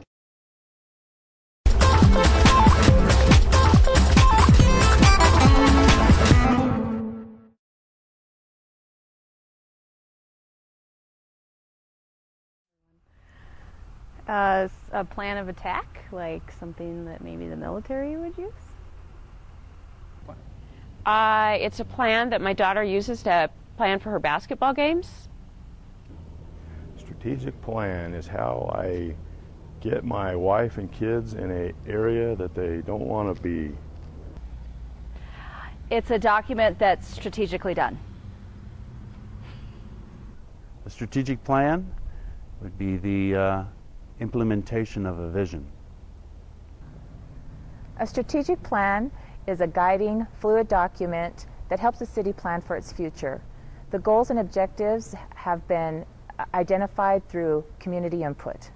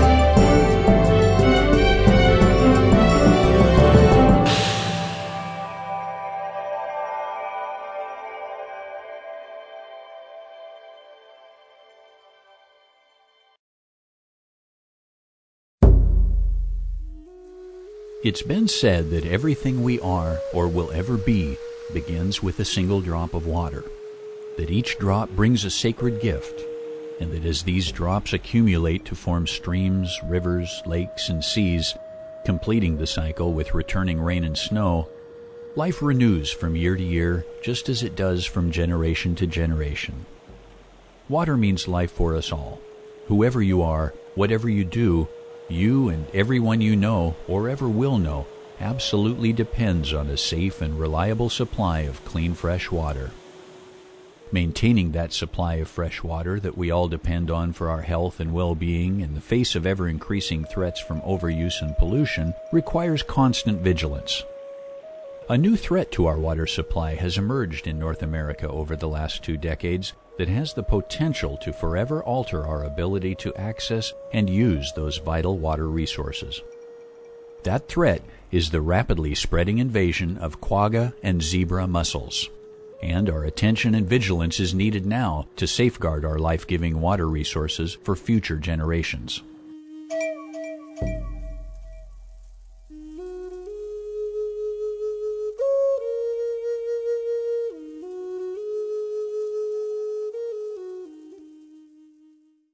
Hello, everyone. I'm Senator Dianne Feinstein, and during my time in the Senate, it's been a great privilege to work here in Washington and also back home in California on many issues that affect our critically important water resources. And I must tell you, nothing is more difficult. I've sponsored many bills to help make certain our waterways remain healthy and vibrant. But now, we're facing one of the most difficult challenges we have ever experienced in the form of invasive quagga and zebra mussels that threaten the very nature of vital water resources. And so there's nothing to fight over. We all agree these little mussels may look harmless, but in the following program, you're going to see the devastating effect they've had on water supply, on recreation, on agriculture, power production, shipping, and wildlife. They have also cost water users in the eastern United States billions of dollars over the past 20 years. Today, these mussels are spreading west with potentially greater impacts. There's no question we've got to stop them from spreading. So this is something that all of us need to take very seriously. Whether or not we fish, boat, or use our great waterways for recreation, these little mussels are dynamite. They will affect you and your pocketbook if they become established. Now, it's not too late to prevent these invaders from spreading, but if we don't take action now, these mussels will spread from one area to the next as hitchhikers, on boats moved on trailers, and equipment moving between waters. If you look at one of these mussels and you figure it can produce 1 million additional mussels a year, you begin to know the kind of threat that they are.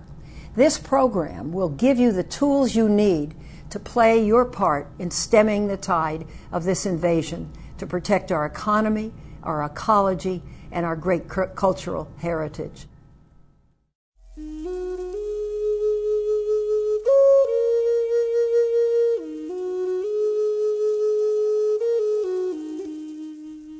Zebra and quagga mussels are 2 closely related freshwater species in the genus Dreissena, which are native to an area of Eastern Europe and Western Asia commonly known as Eurasia, specifically the Black and Caspian Seas. In their native range, these species evolved in an ecosystem that included a complete set of biological and physical controls that kept them in balance with their environment, including predators, disease, and physical water quality conditions that limit their distribution and numbers.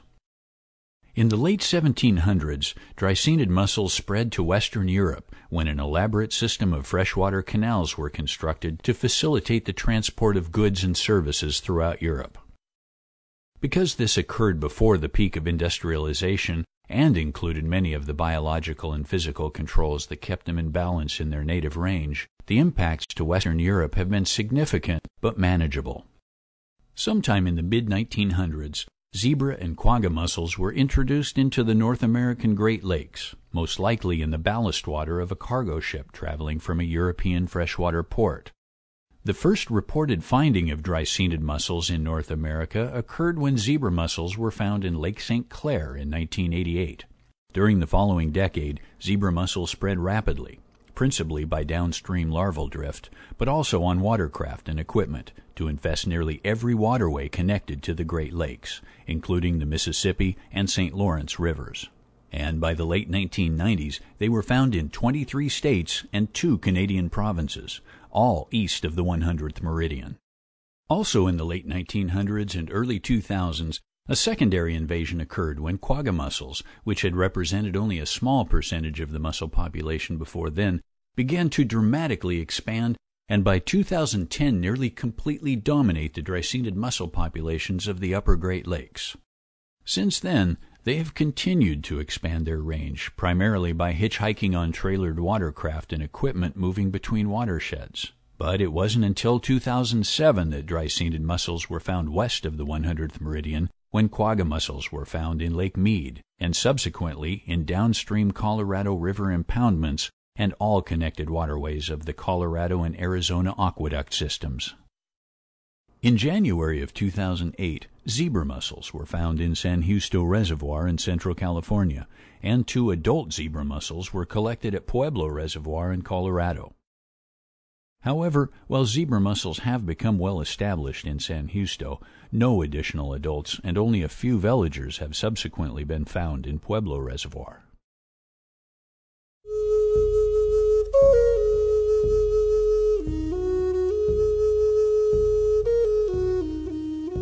Zebra and quagga mussels are relatively small freshwater mussels, ranging in size from just a couple of millimeters to a maximum size of about 5 centimeters, typically reaching sexual maturity at about 2 centimeters in length. While these mussels get their common name from the alternating dark and light bands that are often found on the outside of the shell, the pattern and coloration of both zebra and quagga mussels varies widely, often exhibiting few or no stripes at all. Both quagga and zebra mussels are similar in appearance and share the most distinguishing characteristic: the presence of byssal threads that are used to attach to any object of their liking. No other freshwater mussel in North America has byssal threads. The difference in appearance between the mussels has mostly to do with the shape and orientation of the two halves of the shell. Zebra mussels have a pronounced D shape, while quagga mussels have a more rounded shape and overlapping shell edge. This difference is not important. If you find any small attached mussel in freshwater, it spells trouble and should be reported immediately. Both mussel species reach sexual maturity at about 1 year of age, sooner in warmer and more productive waters. A single female mussel is capable of producing up to 1 million eggs a year with multiple spawnings. Fertilization is external and usually begins when water temperatures reach the low 50s. Fertilized eggs become free-floating planktonic larvae called veligers and remain in that state for 2 to 5 weeks while they accumulate calcium and develop a shell before settling on suitable substrate. Once settled, mussels are able to detach their byssal threads and move to find better conditions before settling semi-permanently. Zebra mussels prefer to attach to hard substrate, while quagga mussels do very well settling on soft sand or silt bottoms as well. Zebra mussels prefer near-shore areas in up to 100 feet of water, while quagga mussels are also found in very deep offshore areas to more than 400 feet. The typical lifespan for both species is 4 to 5 years, though individual zebra mussels have been found to live for more than 10 years in some cold water lakes. Dry-scented mussels are filter feeders, filtering up to 1 liter of water per adult mussel per day, selectively consuming desirable phytoplankton that would otherwise be used by important game and food fish, while avoiding less desirable plankton species, including certain types of blue-green algae, and then depositing waste and filtered sediment as pseudofeces to the bottom. Since dry-scented mussels can occur at densities of up to 100,000 or more per square meter in some waterways, this action completely transforms the ecosystem of the host water body.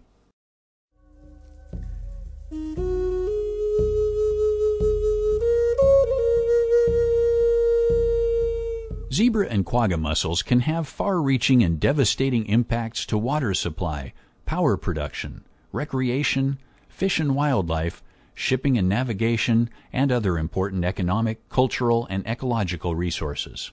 It's been estimated that upwards of $5 billion have been spent mitigating the impacts of dry-scented mussels on water delivery infrastructure in North America since they were first found in the Great Lakes in 1988. And while no comprehensive economic analysis has been done to calculate the total cost of this invasion on the ecology and economy as a whole, most experts agree that its true economic impact is probably several times that amount. This is an issue that touches everyone, not just boaters. If mussels become established in your area, it will likely result in increased fees and taxes, higher utility and food costs, severe boating, swimming, and fishing restrictions, increased maintenance costs passed on to consumers, lower waterfront property values, and economic hardship for local businesses that service water-based recreation. It's imperative that we understand that as a natural resource, water is the basis for what we have here.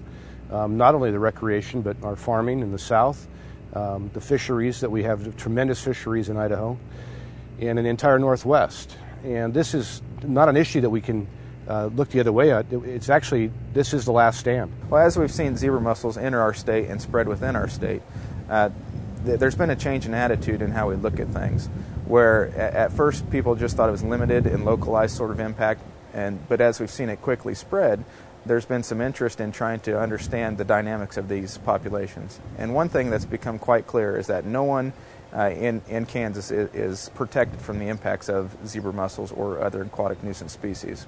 What we've shown is that the productivity in Lakes Michigan and Huron are about 80% below what they were prior to the zebra and the quagga mussels coming in. And in fact, productivity and the phosphorus levels in the lakes are lowest that we have ever seen since we've started making the measurements.